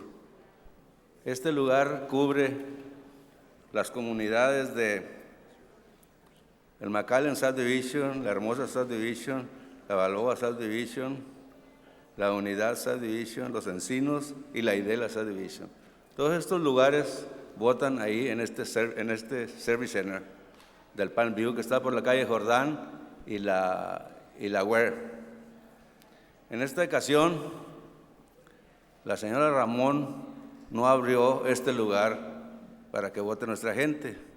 Entonces nosotros estamos muy preocupados en esta mañana viendo lo que está pasando en nuestras comunidades. Nuestra gente ahí ha votado, nuestra gente conoce muy bien este lugar y en esta ocasión, en el voto temprano y pues en toda la elección, el centro está cerrado. Hemos visto que se han abierto 4 centros nuevos para el voto temprano en la ciudad de McAllen. Estos lugares están en la PICAM, en el STC Center, el STC Center Technology en la Military Highway, en el STC Campus en la 1101 Vermont, el Palmer Pavilion, el Lake Community Center, el McAllen Public Library, la nueva de la 23rd, y está bien, nosotros no estamos en contra de eso. Entre más centros haya para que vote nuestra gente, estamos más contentos nosotros. Pero lo que nos da tristeza es que cierren el centro de nosotros. Ahí en este centro votan estas 7 comunidades. Desde que se abrió este centro hace 12 años, ahí vota nuestra gente. Conocen muy bien el lugar y ese lugar es un lugar maravilloso, es un lugar precioso. El centro es una librería, es un lugar donde comen las personas mayores de edad en las mediodías, es un lugar donde se practica yoga, se practica tai chi, una bola de ejercicios, un centro muy, muy bien arreglado. Entonces este centro lo conocemos y siempre lo hemos recomendado. Nosotros que hemos andado en la política y que hemos hecho cambios en los últimos 35 años, siempre hemos recomendado este centro ahí para votar. En esta ocasión, la señora Ramón nos lo cierra y abre 3, 4 centros alrededor de la ciudad de McAllen y los otros centros ya conocidos, ¿verdad? Cosa que nosotros está bien, entre más centros haya y vote nuestra gente está bien, pero nos cerró el centro de nosotros. Entonces nosotros quisiéramos que ustedes analicen este punto y si nos pueden ayudar para que se abra este centro. Al cabo han pasado solamente 2 días que comenzó el voto temprano. Entonces nos quedan 10 días. Si ustedes pueden investigar esto y nos pueden ayudar para que el día de mañana se abra el Palmview Center y pueda votar nuestra gente donde siempre ha votado. Muchísimas gracias. Karina, do you want to just real briefly? I'm just quickly going to translate for those who need it. His name's Jose Pepe Saldaña, and he wanted to express his concern that for many years, residents and neighbors in his neighborhood in McAllen have voted at the Palmview Community Center, and this time elections did not open this location. He has known this location for years. He noticed that the elections department opened up 4 new centers in McAllen, and they are not against opening more centers. They think it's great that people have access and ability to vote at different locations. He was just sad that this one has closed, and he wanted to bring it to Commissioner's Court concern to see if there's anything that you can do about it, since there are still several days left in early voting. Thank you. Thank you. Our next presenter is Eduardo Lalo Saldaña.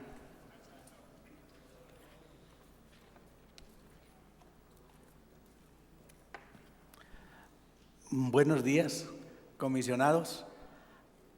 Es un placer estar aquí al frente de cada uno de ustedes porque son nuestros representantes y yo me siento, pues, también como dijo mi hermano Pepe, nosotros ahí hemos estado en esas comunidades. Yo vivo, mi nombre es Everardo Saldaña, Lalo, y mi dirección es 3514 Gloria, y ahí he estado desde los 70s, desde los 60s con mi padre, pero el 70 yo pues me casé y compré ahí ese solar y ahí, gracias a Dios, ahí estamos.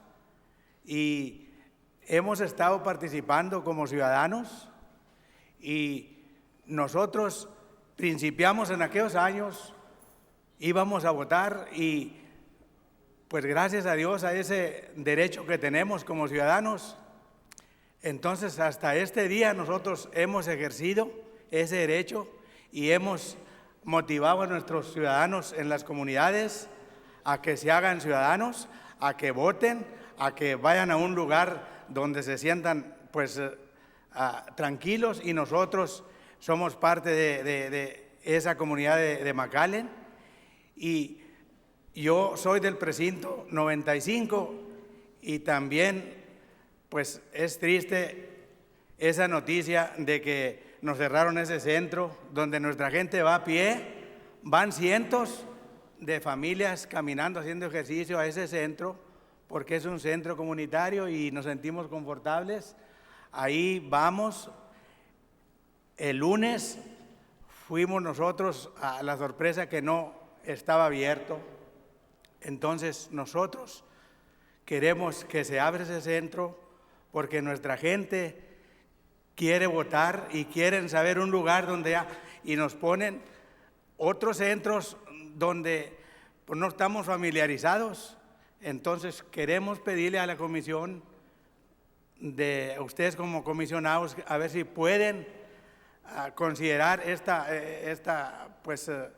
este problema, y nosotros no queremos problemas, que si hay lugares abiertos está bien, pero ahí en el lugar donde estamos nosotros tenemos más de 30 años y nos cerraron ese centro y es triste porque nuestra comunidad, nosotros estamos registrando gente para que voten y animándolos, motivándolos y participando, dándole votos a candidatos, a representantes que nos representen, y ese es el trabajo de nosotros. Pero cuando hay problemas de que nos quieran quitar ese lugar donde estamos nosotros, entonces es algo que no es injusto, no es justo, es injusto, y le pido pues a ustedes que tomen en consideración nuestra petición. Muchas gracias. That was Lalo Saldaña, and he was expressing similar concerns about the Palmview Community Center and early vote. Next, I will call Ms. Yvonne Ramon.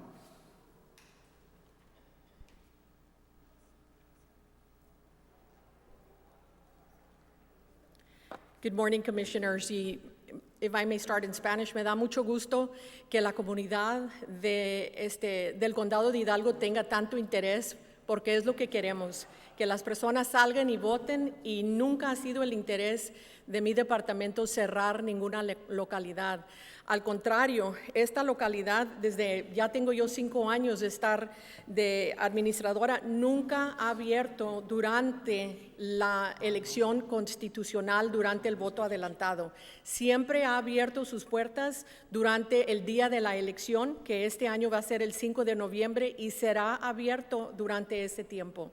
What I am saying is that I am so happy to hear how interested and involved our community is, because since I've been there for the last 5 years, the Palmview Community Center during a constitutional has never opened its doors. We do have it as a location for Election Day, and it is the location on November 5th, just like it has always been. He is very correct in saying, yes. Ms. Yvonne, will you, I apologize. No, not a problem. I apologize. Okay. But if you could just Wow. hold your thoughts for 2 seconds.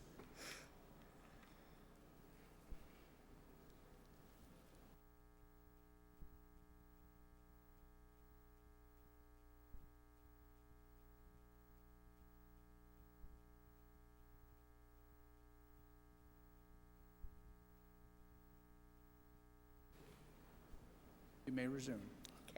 He is correct in saying that we have increased the number of early voting sites, because in working with political subdivisions such as STC and McAllen that are on the ballot this time, every election is different, is unique on its own as the makeup of what is on the ballot.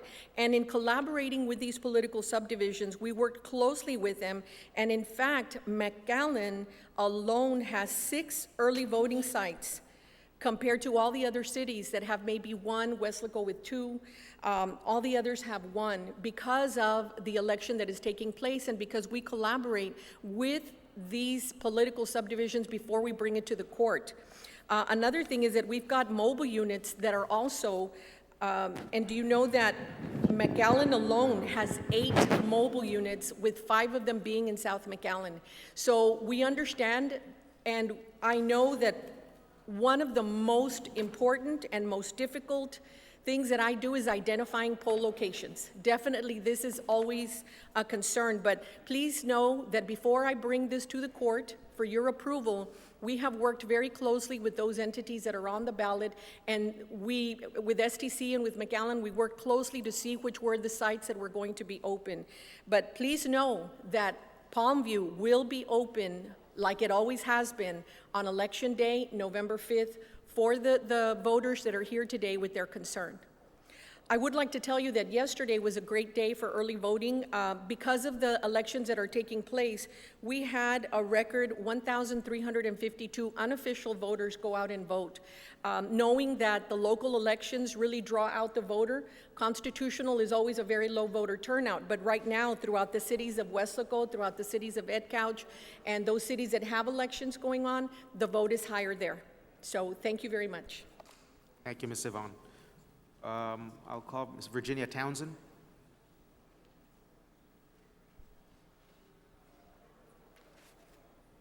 Good morning.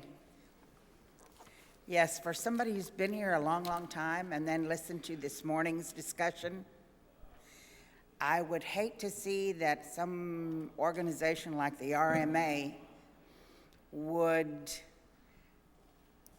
probably do something against a group of people or an area in our county that's ready, that has money available and an interlocal agreement and ready to go with the project. And it sounded like they were rejecting it for, I don't know, but I've been here too long and I know who is going to be the engineers has something to do with it. And I hate that. Beto Salinas told me the story about the bucket of crabs 20 years ago or more, about how when somebody does well, they pull it down and say, no, no, you can't get to the top. I say with the engineers, all of them in this county, if you want to be the best engineer in the county, all you have to do is work harder. Get more done, get more projects done, be ready. If you're not, I don't think you ought to do something to the people who are. The other thing I'm going to talk about is not going to be pleasant for you all because I'm going to gripe. I really believed in the scofflaw law when it came. I thought it was fair. Why should people just act like they don't owe anything when they owe their fines, they owe all things, anything to do with the court. They're given something by the judge and they just ignore it. They don't care. Okay, now we've got scofflaw where you can't get your license until you go through that. And we hired extra people to take care of the people in the county to make sure that the ones who do owe will go to a JP and pay their fines. Well, the weak link in that little plan is what now if the JPs aren't doing their job? What if the JPs are dismissing a bunch, a lot of them, enough to lose a lot of money for our county who is in terrible shape and needs the money? So if this isn't working and the JPs don't want to help with the scofflaw thing, if they want to mess up the whole system by not being fair, so why don't we just hire somebody else? In the long run, we'll not lose money. Just hire somebody independently to gather up that money. So people have to pay it, and we have our money in the county that we need. I don't know anybody that's got guts around here, but I certainly expect you all to have the guts to be able to do that. Did you do that? You didn't do that on purpose, did you, Baldy? No, I did not. No, I did not. Okay. I want you all to be strong enough. There's 3 of you here. I want you to be strong enough to say, I want to see what the plan for the scofflaw is turning into. Is it working? Is it fair? Is everybody paying their fines and fees? Or are some people getting out because they make a deal with the JP? Not going to happen, I hope. You guys look into it. It's not my job. Look into it, see if it isn't working. Hire somebody, a third party who is outside the loop, who will not get influenced, and everybody who owes will pay. Thank you. Thank you. Ms. Opal Billman.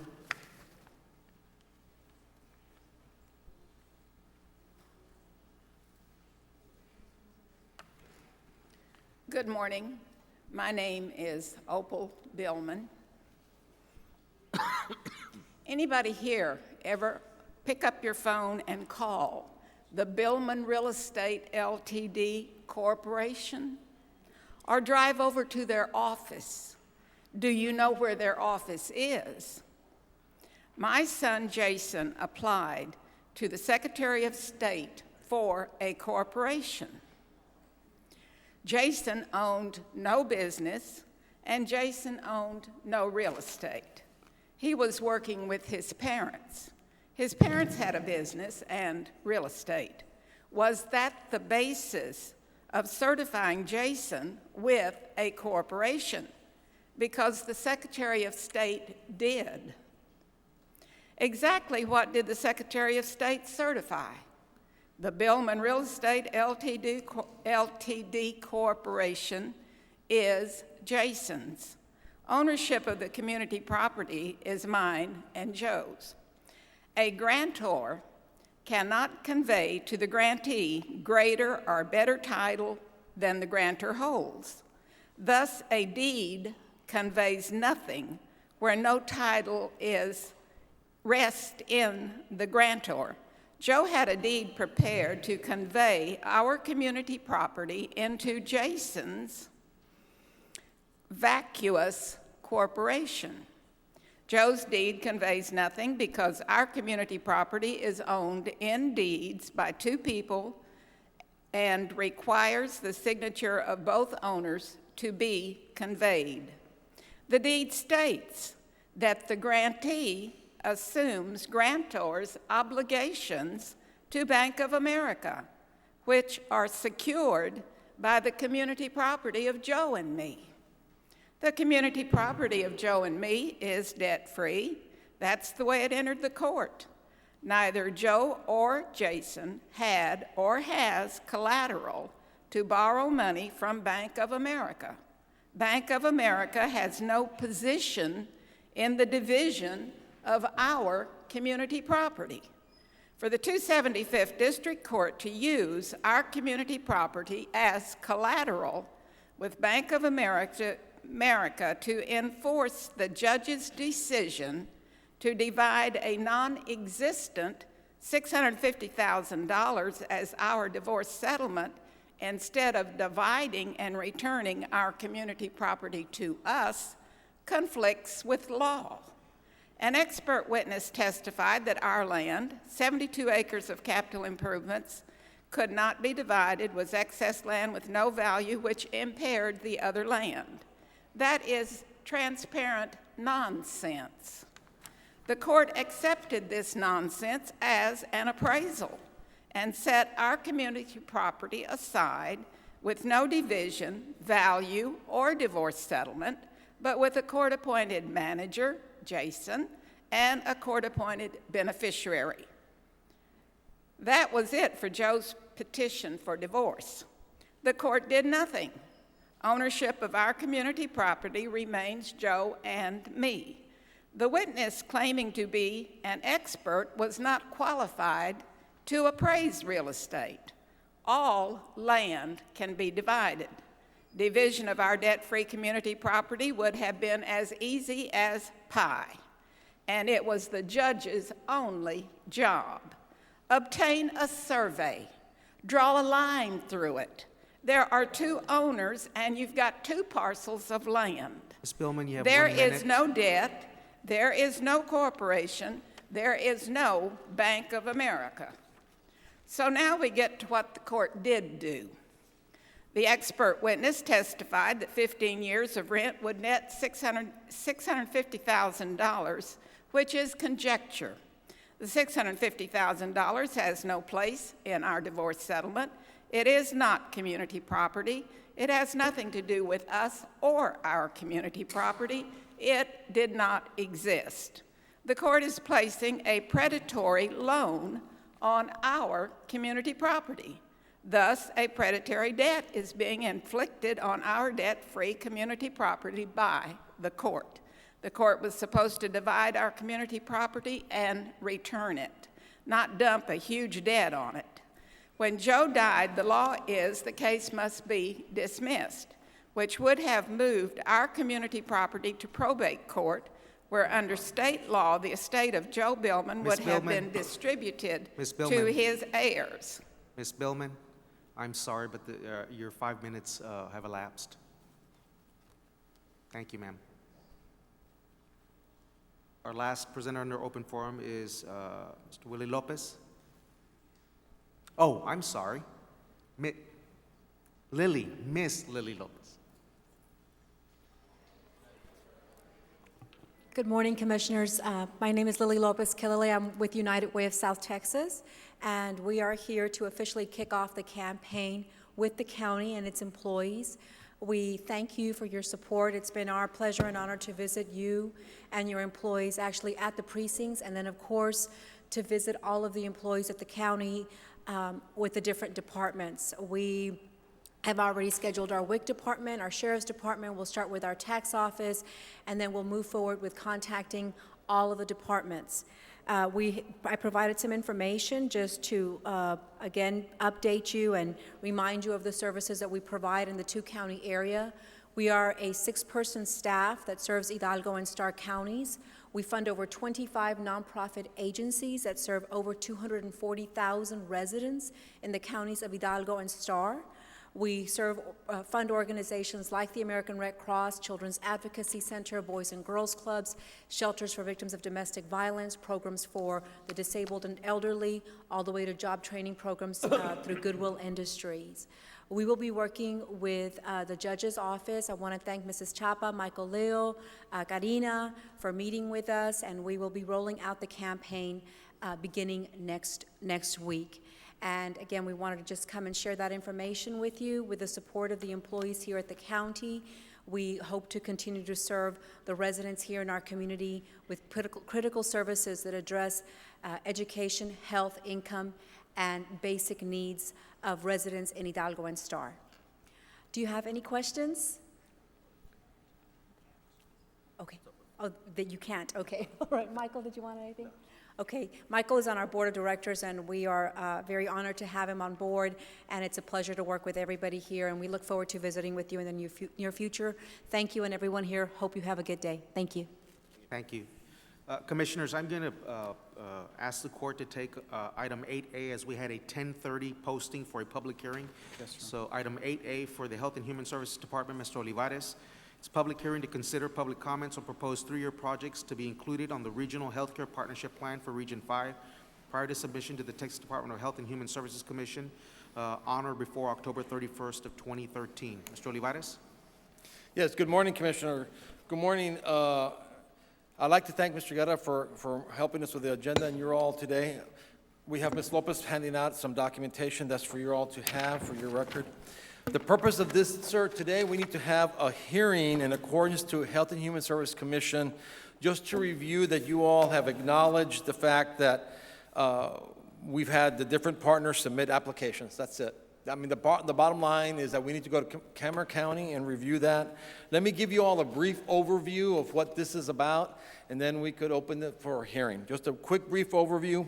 We have under DY 3, 4, and 5, we needed to submit additional programmings to support the Hidalgo County Community Fund District, along with in Cameron County and some of the other partners who had some additional money that was generated to be able to develop some new programs.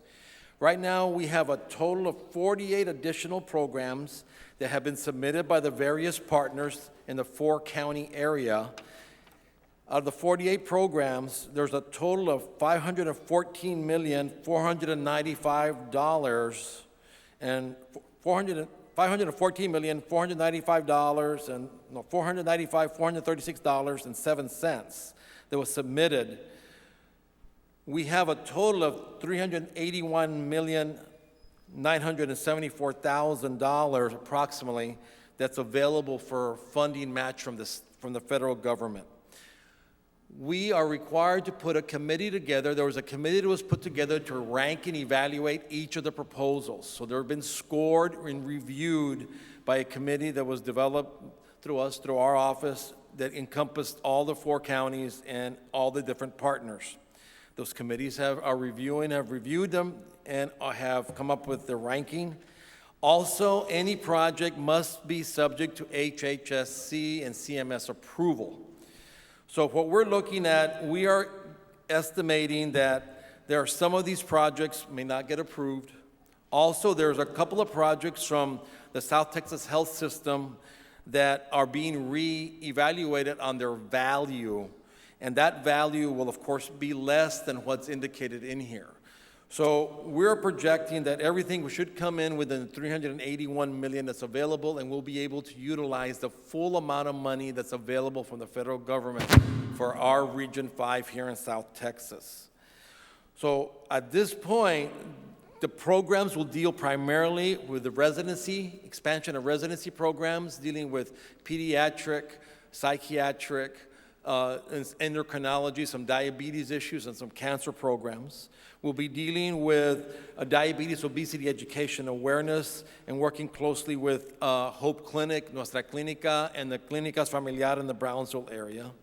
We'll be working closely with our University of Texas Medical School and the programming that it will be overseeing. We also have various programs involving navigation of the diabetes education and awareness and how to get people oriented to the right direction to get the support and preventative efforts needed to reduce diabetes and obesity in our community, along with working closely with Tropical Texas and their programming, where it would look at some jail diversion programs for some of the patients that have a history of chronically mentally ill patients. We are working with them on different intervention programs with some of the more severely acute psychiatric patients in our community, and expanding services through Tropical Texas and their funding. Overall, this is a win-win situation for Hidalgo County, Cameron, Willacy, and Starr counties, an expansion of programming. We have representatives from all our hospitals, if they could please stand to just be recognized, representations for Tropical Texas, and Hidalgo, Cameron County Health and Human Services as well is here, and Dr. Smith from Department of State Health Services, also a partner, all here to assist with any questions or concerns. Right now, what I would recommend, sir, is that we open it to any questions from anyone, to see if there's any questions from the audience or you all in general. These packets that you received overviews each of the programs. You got a packet of that. Also, for the general public to see, they go to the Hidalgo County, official Hidalgo County website. If they go under Health and Human Services, these programs are on the internet as well, so they're available to all the public to see and everyone to see. So they're been uploaded to that as well. So that's very transparent, and that's available for anyone to see. So we'll help answer any questions or concerns regarding that. So with that in mind, is there any questions or issues that you all may have? No, and with that being said, then, commissioners, if I may, Commissioner, then we'll open the public hearing. Again, this is to consider public comments on a proposed 3-year projects to be included on the Regional Healthcare Partnership Plan for Region 5. So the hearing is now open. Are there any questions or comments from the audience? Are there any comments to be made from the delegation? Hospital members, anyone, comments, concerns? There, Mr. Olivares, there's a young lady over there. Yes. The priority of the projects have been ranked by the committee. So the committee will look at the standards set by HHSC and CMS, and those standards and rules within the parameters that the state has given us, and then by need, according to diagnosis and concerns. So those are the areas, like diabetes is a huge need for us, so those projects will be looked at, and also the residency programs will be looked at as priorities as well. And Mr. Olivares, Yes. for the record, could you ask her name? Yes, what is your name? Juliana Lopez with UT Health Science Center. Thank you. Any other comments? Any other comment? If not, any other comments? Close the public hearing. Very good, sir. Commissioner, if you would give me the liberty of, I have one action item to take on and under Health and Human Services, and my area will be done. If that's with your permission, Mr. Guerra and Commissioner Palacios?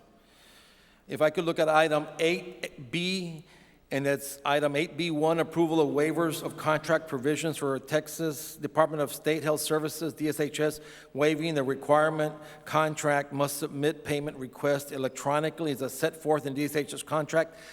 The state of Texas has now electronic contracts that everything must be submitted electronically. Their computer system's not operational yet. So the state of Texas is wanting to let us know that we can submit everything manually till their computer system's operational, but they just want to make sure that it's formally recorded in the minutes and that action was taken, that they need to have the judge sign a form that he understands that manual transactions are okay. So if I need action on that. Move for So approval. move. 1 and 2. 1 and 2. There's a motion second for B1 and 2. All those in favor say aye. Aye. Opposed? Motion carries. There is no other action on the other items I have, Mr. Guerra. Thank you. And for the general public's, to let the general public know, the next public hearing on this very issue will be in Cameron County.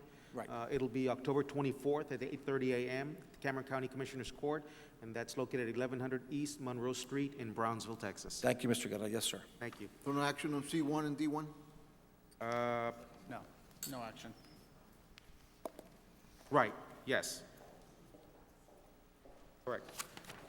Commissioners, as we are pressed for time, let me, there is no action to be taken under items 7A, 1 and 2 at this time, unless there's action to be taken further down the agenda. There is no action under items 7B, 1, 2, and 3. 7C has been discussed, 1 and 2. Item D, discussion, consideration, and action to act on compliance with Chapter 59 asset forfeiture reporting requirements. Move for approval. Second. Motion second. All those in favor say aye. Aye. Opposed? Motion carries. Item, What is the item about? Rick, where's Rick?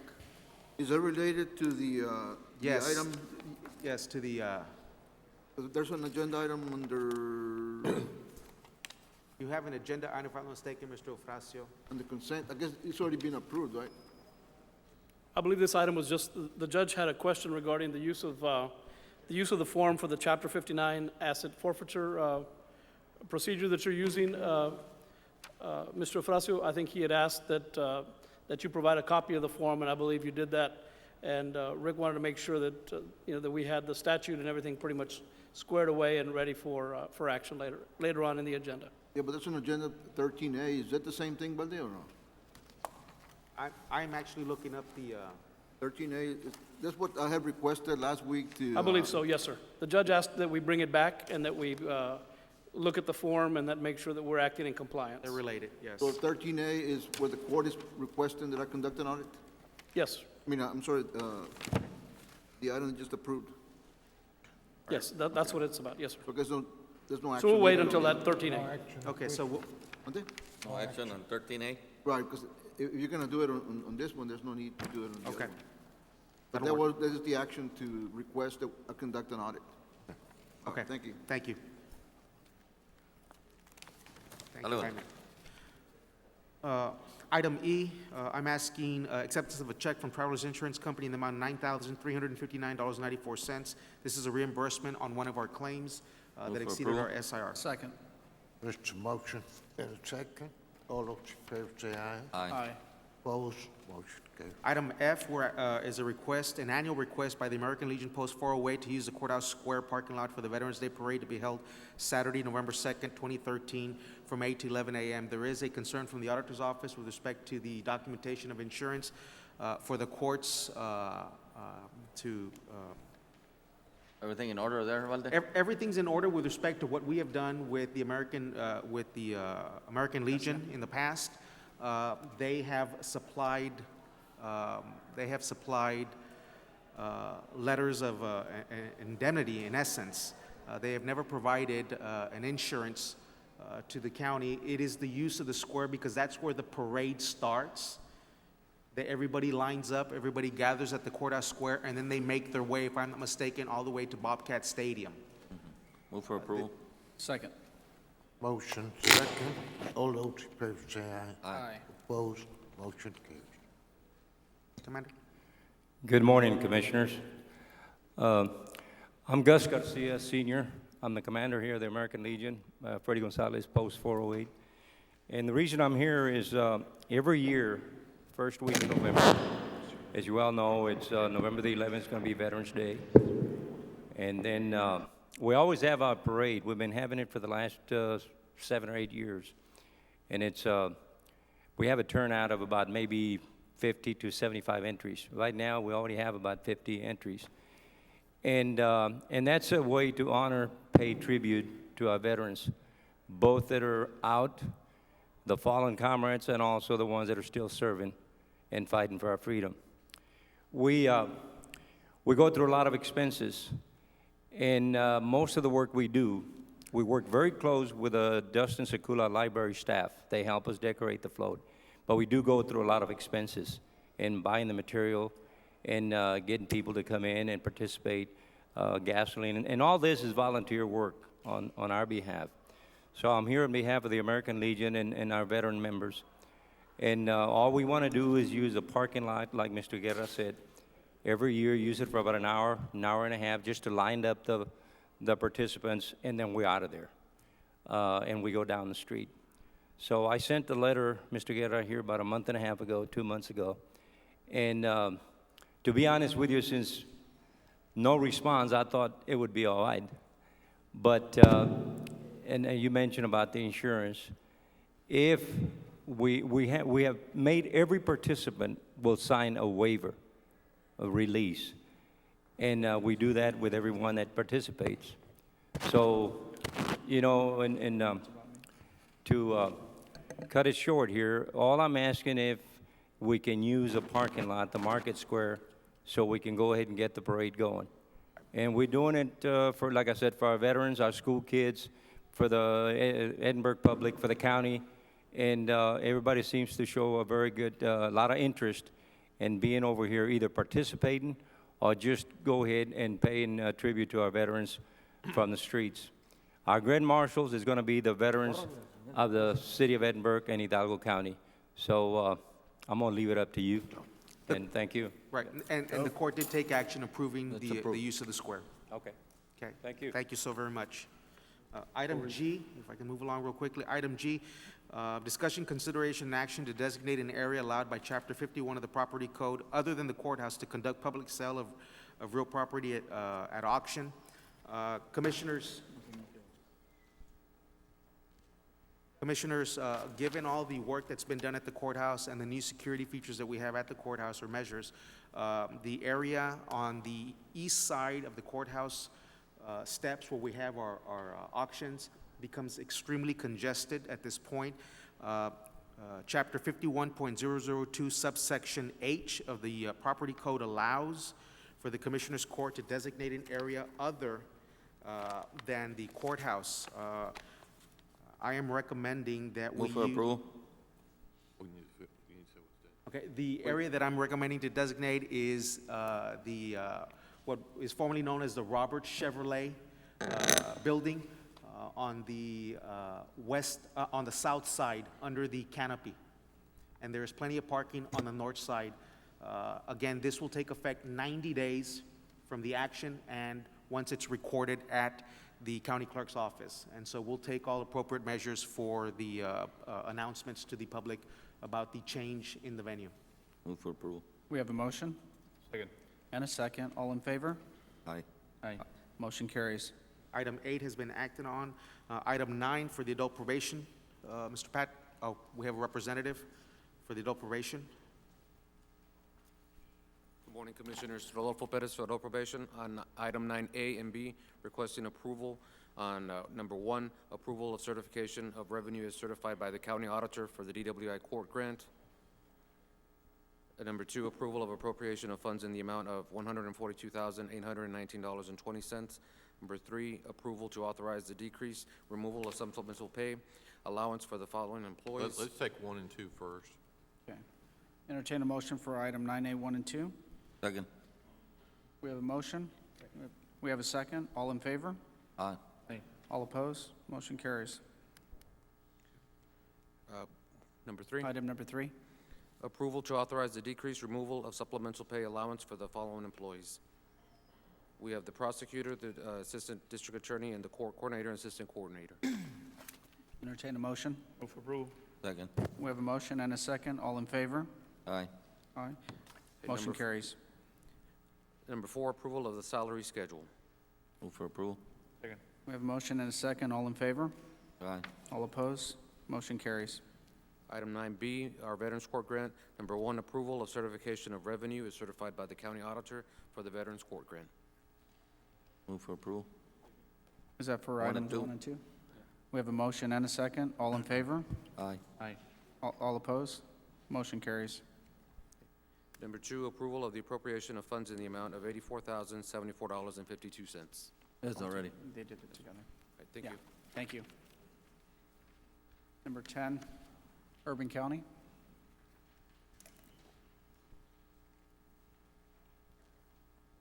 Good morning, Commissioners. The first item on the agenda is requesting that we have a public hearing for Precinct 3. If you'd like to open up the public hearing. At this time, I'd like to open up a public meeting in consideration of public comments for Hidalgo County Precinct Number 3's proposed budget and program amendment of forfeiture and recaptured funds for the fiscal years 2004, 8, 10, 11, 12, and 13, and surplus funds in fiscal year 2009. The proposed amendment will increase street improvements funding and add bridge improvements to Mile 2. At this time, is there any comments? At this time, I'll close the public hearing and move to item 10A2. Item 2 is requesting the approval of the budget and program amendment for the Precinct 2 so that we may include the bridge improvements to Mile 2 in the work plan. Move for approval. We have a motion and a second. All in favor, say aye. Aye. All opposed? Motion carries. Item 10B. 10B is requesting the approval on behalf of the City of Westlake, requesting consideration and action to award into construction contract with J-Con Construction LLC for a public facility improvement. This will restore the restrooms in the library, make them ADA accessible, and funding shall come from several years, 24 and 25. Move for approval. We have a motion and a second. All in favor, say aye. All opposed? We're Motion carries. requesting no action on item C. No Thank action you. on item C.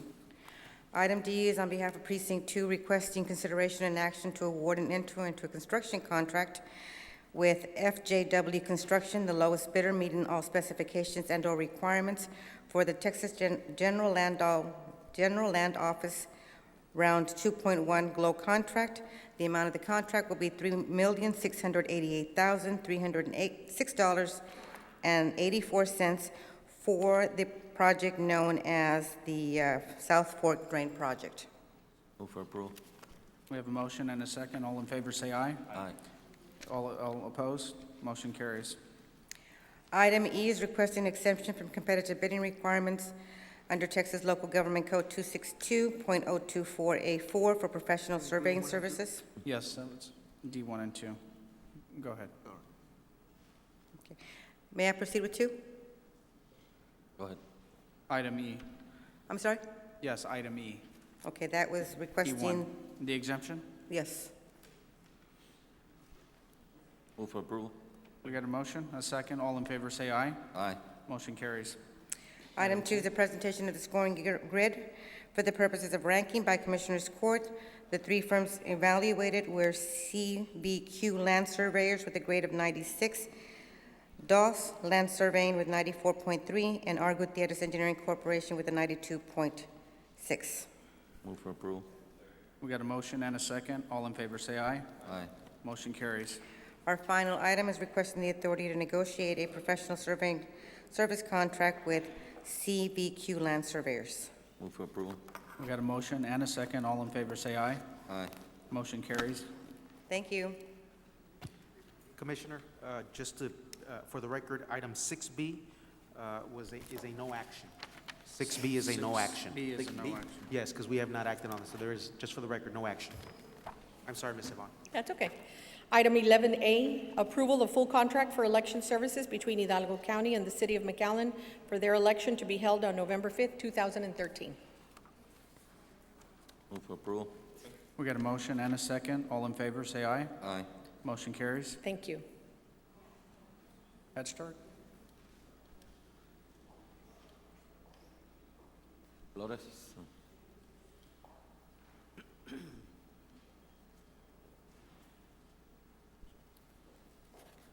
This action, this item is for the naming of a policy council member from Commissioner Palacios' office, and he's not available, so we'll just not take any action. Okay. We'll bring it back next week. No action, 12A. Thank you. 13A, Mr. Oflacio? There's no action because it was already taken on the other. No action. Item 14A, Commissioner Tito Palacios. Raúl.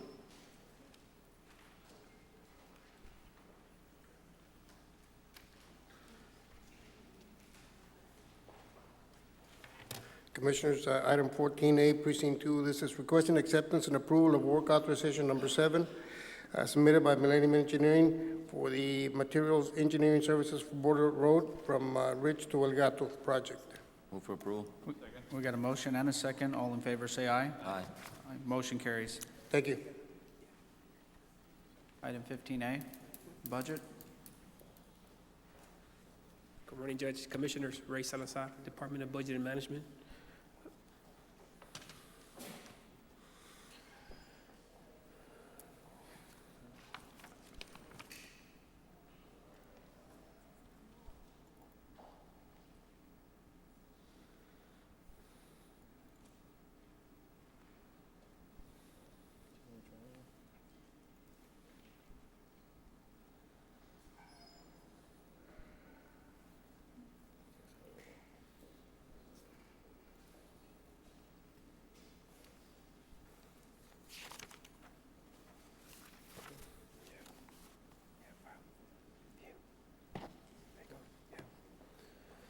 Good morning, Judge, Commissioners. This morning, I wanted to briefly give you an update on the status on the delinquent fees and fines program, specifically the efforts of this county in trying to reduce the balances owed. Some of the major developments that have occurred since we even started this program, the county clerk's office had previously started the Omni-Base program, which was the driver's license denial program. That program has had tremendous success, and to this day they continue to use that program, and we're making efforts to also bring in the justices of the peace to cases that are outstanding and also deny them driver's license registration until these outstanding fees and fines are paid. During the inception of this program, we did have Operation Clean Slate, which was a public awareness campaign, and we also had the establishment of an online portal that our IT department was able to determine that these cases were owed. So through the public awareness campaign, we were also able to reduce some of these amounts owed. The scofflaw program, which Mrs. McClarity stated earlier, was basically, we had workshops with the JPs to reduce some of the data that was in the system, clean it up. We improved the online portal, and its basic premise was the denial of vehicle registrations. Through these efforts, the tax office also was able to do pre-screenings at their offices and substations so that people now can improve their registrations and not have to wait as long. So we were able to see that Mr. Villarreal's efforts produced those efficiencies as well.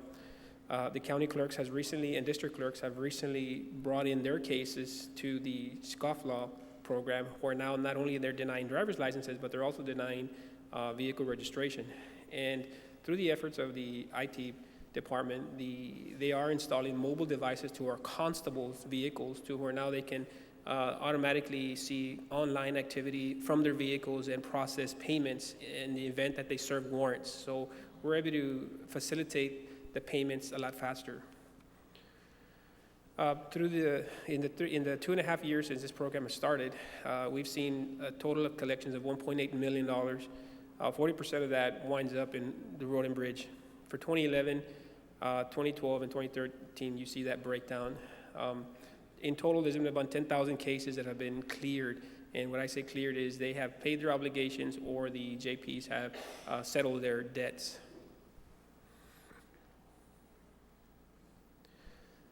I wanted to indicate this, show you this graph. Specifically, what we're looking at in blue is the 2012 levels and 2013 levels. We're hoping to continue this trend, and we're seeing a metric that will allow us to have a new baseline for our JP collections. This effort is a collaborative group effort from several department heads and several elected officials, and we're getting to see this as a result of everybody's effort. We see January through April through March as a peak in our collections effort. So that will coincide with any efforts that this county would like to pursue in terms of a warrant roundup or an amnesty program. And this would be the time when we would be able to capitalize on that. So on average, the collections from last year to this year, we've seen a 33% increase. Total collections for the past 4 years, you have that graph in front of you. 2013, the data is through September, and we're looking at potentially seeing over $7 million in collections based on the prior levels. So this estimate that we have there is also in conjunction with the auditor's estimate of final JP collections as well. So this is a good thing. Currently, we have another agenda item following this presentation where we're asking authorization from the court to assess a $20 scofflaw fee for all county and district court cases. If you remember, we have already approved a fee for the JPs on delinquent cases, and now we're asking authorization for the county and district clerks to do the same for all cases over 90 days. We're working with our IT department to incorporate the $20 JP scofflaw fee to all cases over 90 days, and they've been working and meeting and coordinating with the tax office, Mr. Villarreal, to transition them into this. And again, the tax office is also looking at forming interlocal partnerships with local communities in the cities throughout your precincts to also allow them to collect on their outstanding fees and fines. We have municipal judges at the cities that are approaching us requesting if they can also have their vehicle registrations denied. And we're going to do that through interlocal agreements, of which we will also assess a fee to the cities, and this fee was additional revenues that can be assessed for the counties. As far as moving ahead, we would like to initiate an amnesty/warrant program, which would entail a publicity campaign, and we would like to work with our county elected officials and our constables to participate in the state warrant roundup program, which is held in February. So again, this is just a matter of approaching them and asking for specifics on what type of information they need from us, but the state has indicated to us that this is a very successful program. We want to also continue the installation of mobile devices and credit card readers to all the precinct constable units. We're working on that. I know IT is almost complete across the board on all the constables. And number 3, in order for us to continue to see the results that we're seeing, we need to be able to establish better metrics. We need to be able to report to the court, assessments versus collections on a periodic basis so that you guys are informed how everybody is doing. And again, communicating with the JPs, and coordinating with them, letting them know what we're trying to do, as well as working with the district attorney to develop some alternative collection strategy. We had mentioned utilizing the third-party contract in the past, and I think he has his own issues that he would like to address, and I think approaching him and basically determining, how we can get to that point would be beneficial to the program. Ray, I saw a report just last week, and just to echo what Virginia was talking about, where apparently for the month of September on the scofflaw, or I don't know if it was scofflaw and all, but it showed how when the person went back to take care of his fee, that out of $44,000, or I think it was waived, up to $44,000 was waived on an uncollected fee and fine. And this is obviously happening at the discretion of the judges. Now, I know that they have the discretionary rights to do as they please with each case, but obviously it has an effect on county government in regards to collecting, because you do that, if it's $44,000, that's the average for the month of September, and you go off on 12 months, I mean, that's $500,000 that we're just forgiving, and that's what's going to their doors. So I definitely think that, we're on the right approach on the on the initiative that we looked at accomplishing. Obviously, we need the constables and the JPs and all of them working a little closer together on obviously collecting what's due to the county. And I think we need to have a little more active relationship with all those offices to be able to collect as much as we can. Right. I think these programs that we initiate and we discussed today are more towards the end of the cycle of trying to collect. At the beginning, we surely want to endorse support from the JPs. So is approach coming with a report monthly, I think through the initiatives that we have brought up through our office, the city has mentioned to the court, this will be a continuous, ongoing process that we, not only on this initiative, but all the other initiatives that we're presently undertaking. Right. Okay. Thank you. I also wanted to bring to you, Judge, Commissioners, I'm sorry. Yes, ma'am. Hi. Hello, Ms. Fern. Yes, Ms. McClarity. Go ahead. I'm actually, any questions? Yes. Yes, it's just amazing. I always tell my husband I learn more out in the halls than I do inside the room, but anyhow. When I went out, people informed me that, number one, the JPs are the one that have to, by law, collect those fees and fines. You can't get a third party. Nobody else can do it. Number two, it's not as big a problem as I thought.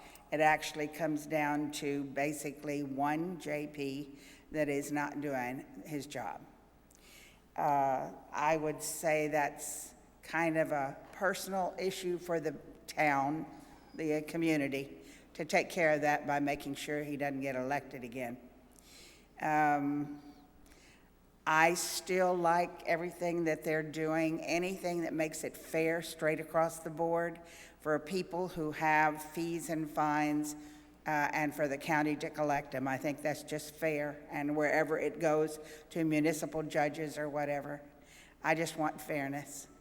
So I do want to correct what I said before. It can't be a third party that collects, and it seems to be a local problem. So thanks.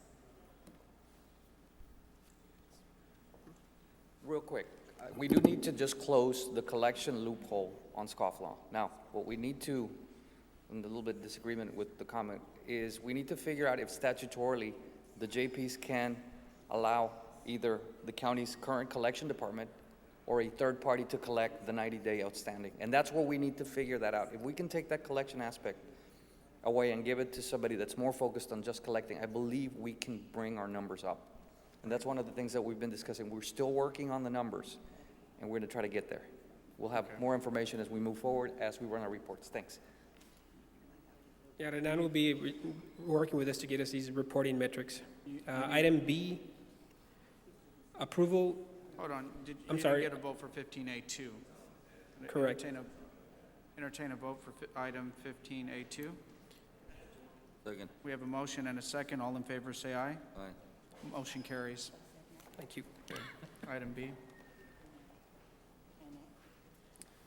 Commissioners, item 15B1 is, A and B is approval of certification of revenues that's certified by the county auditor for proceeds from the Raymondville Drain project, sale of assets to the Hidalgo County Drainage District Number 1, with approval of the appropriation of funds in the amount of $872,800. Move for approval. We have a motion and a second. All in favor, say aye. Aye. Motion carries. Item 15B2, A and B, is approval of certification of revenues as certified by the county auditor for proceeds from the sale of assets to the Hidalgo County Drainage District Number 1, and appropriation of those funds in the amount of $338,950.03. This is for building renovations and repairs to the restitution center. Former Emerald Building. We have a motion and a second for A and B. All in favor, say aye. Aye. Motion carries. Item 15B3, A and B, is approval of certification of revenues certified by the county auditor and approval of the appropriation of those funds in a total amount of $78,000. There was a concern by the auditor regarding the whether there was going to be private payments in repayment of the debt service for this project. There will be no private payments for the debt service. There was an error in the letter that bond counsel submitted. Basically, it negated the previous statement that they made on their first paragraph.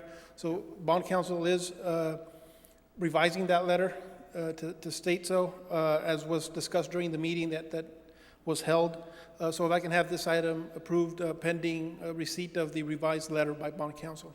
Okay. Have you confirmed that, Sergio? I know we Yes. had a meeting this morning and Yes, I contacted their office. However, he was unable to get me the letter because he was in trial, but he will be revising it before the end of the day and submitting it to my office, and I'll forward it to all parties. Move for approval. We have a motion and a second for item 3A. A and B.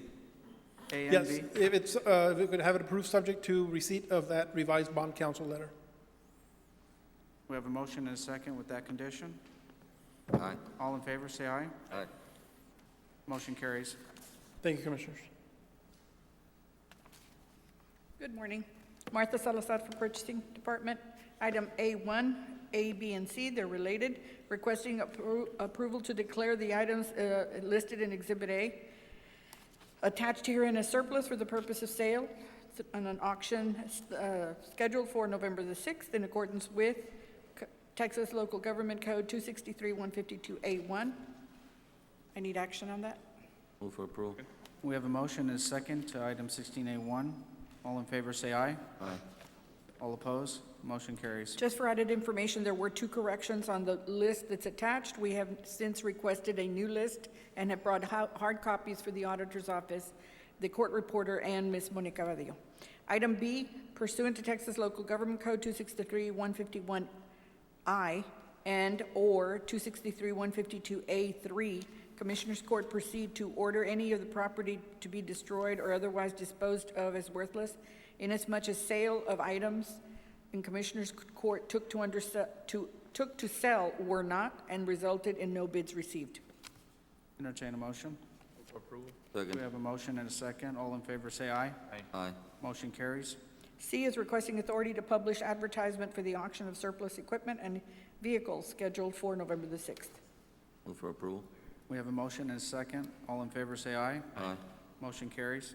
Item 2 is approval of an amendment reflecting an increase in the construction cost of $61,220 to the current agreement between Hidalgo County and Prodigy Construction Management LLC for the remodeling and renovations of first and second floor, bringing his new totals, the total of construction of $3,375,220.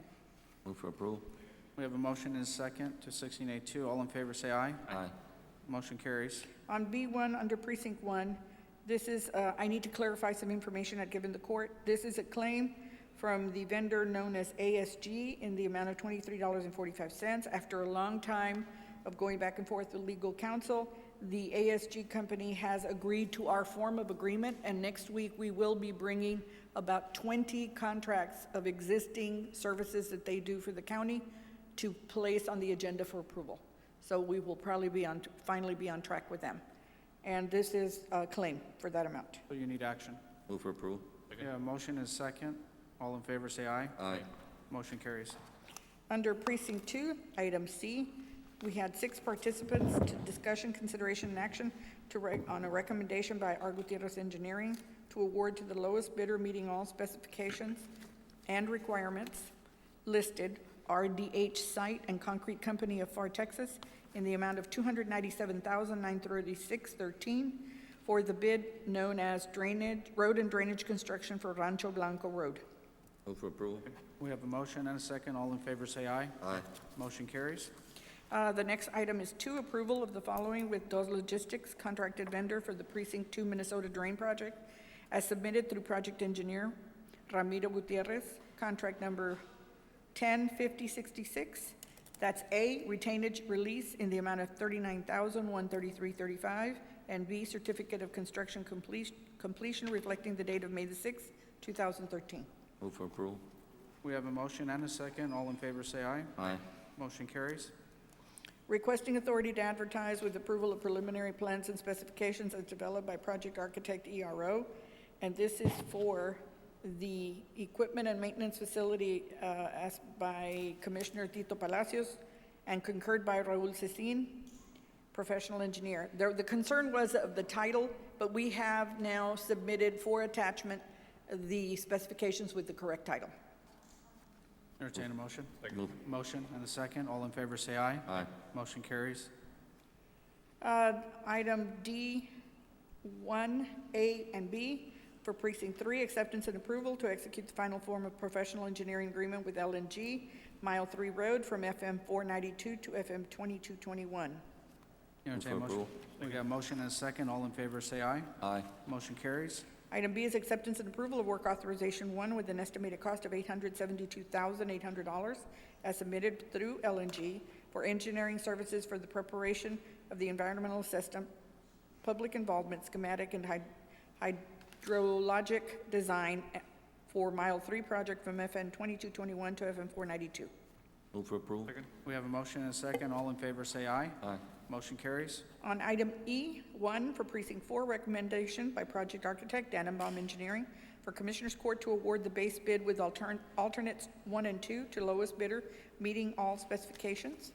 That's NM Contracting LLC, total of 7 participants in the amount of $462,951, and that is for the building and repairs and renovations, additions and/or alterations to Restitution Center located at 1124 M Road in Edinburgh. Move for approval. We have a motion and a second. All in favor, say aye. Aye. Motion carries. On E1, we're asking for no action and that it be placed on next week's agenda for action. Item G, this is for HIDA, and that will be requesting approval of agreements, if applicable, for computer assistant investigation online services, research services with West A. Thomson Reuter Business for Hidalgo County HIDA, and that is for a 3-year period with the amounts noted on the agenda. Move for approval. We have a motion and a second. All in favor, say aye. Aye. Motion carries. Item H1, authorization for the use of county's Justice Court Technology Fund for the purchase of technological equipment for JP offices. There is a concern from the auditor's office. I've taken the liberty of asking Mr. Ramirez to come to court, as this issue has been on the agenda before. And I believe the concern is the use of the funds. The concern is that the technology applicability. fund, I don't believe should be used to buy time clocks and telephones. Everything else should be okay, but except those 2 items. So Can I request a motion minus those 2 items? Yes, And that's then what I'm saying. we'll Let's figure out exclude the- that. that's what I'm saying. They can approve it. I'll entertain a motion Subject with to those time exclusions. clocks and And telephone. And the time clocks and the telephones. Entertain a motion. Move for approval. We got a motion and a second with the exclusion of time clocks and phones. All in favor, say aye. Aye. Motion carries. item 2 is requesting approval to correct the total amount of $16,852 to $16,853 from approved agenda of May 7th, 2013 on the Client Support and Software Update Services Agreement with Tyler Technologies. Move for approval. We have a motion and a second. All in favor, say aye. Aye. Motion carries. That's all I have. Thank you. Commissioners, unless there is a need to go into closed session, I can go directly into open session on the closed session items. And the reason I ask is unless there's a real estate issue that needs to be discussed in the back, I'm prepared to make my recommendations in open session. Oh, we do have one. Why don't you bring it back, just in light of the timing? It's not time sensitive, is it? Okay. Okay, thank you. Then, with the court's permission, the closed session for item 17, we will not go in, and we'll go directly to item 18, open session. No action under 18A, real estate acquisition. No action under 18B, pending potential litigation. 18C, Commissioners, for the record, I want to state that the Planned Parenthood et al. Versus Greg Abbott, Attorney General for the State of Texas, Rene Guerra, Hidalgo County District Attorney et al., will be handled and facilitated by Ms. Josephine Ramirez's office via the District Attorney's office. Item D, 18D, there is no action under the Economic Development Negotiations pursuant to Chapter 551.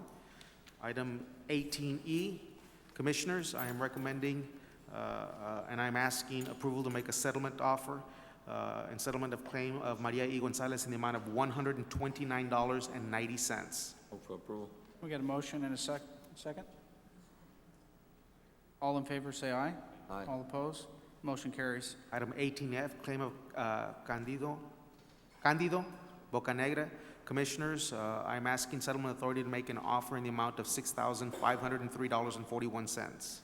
Move for approval. We have a motion and a second. All in favor, say aye. Aye. Motion carries. And item G, though we've taken action, I do want to make a clarification, and for the record, so that there's no misunderstanding. It is the claim of Leonor Ortiz Torres and Jessica Rojas Ortiz. I'm asking settlement authority to settle this case with Leonor Ortiz Torres in the amount of $6,500 and Jessica Rojas Ortiz in the amount of $6,000 for a total of $12,500. And again, inclusive of the payments to include the law office of Raul Rudy Rodriguez. Raul? Raul, Rudy, Yes. I'm sorry, Monica? Only for the attorney. Yes, only for, But the check should be made only to the only attorney. to the attorney, yes. I'm Not to sorry. them, because they don't have proper ID. Right, it's check payable to the law office of Raul Rudy Rodriguez. And not for those individuals? Not for those two, but that's why I wanted to make clarification. Now, there are two separate, 6,500 for Ortiz Torres and 6,000 for Rojas Ortiz, but it's to the attorney. So one payment with a footnote Two for checks. those two individuals? But to the attorney. Oh, two checks? Yes. All right, got it. Entertain a motion. Move for approval. Second. We have a motion and a second. All in favor, say aye. Aye. Motion carries. Thank you, No Commissioner. other items? No other items. Entertain a motion to adjourn. Move for approval. We have a motion and a second. All in favor, say aye. We're Aye. adjourned. Monica, happy birthday.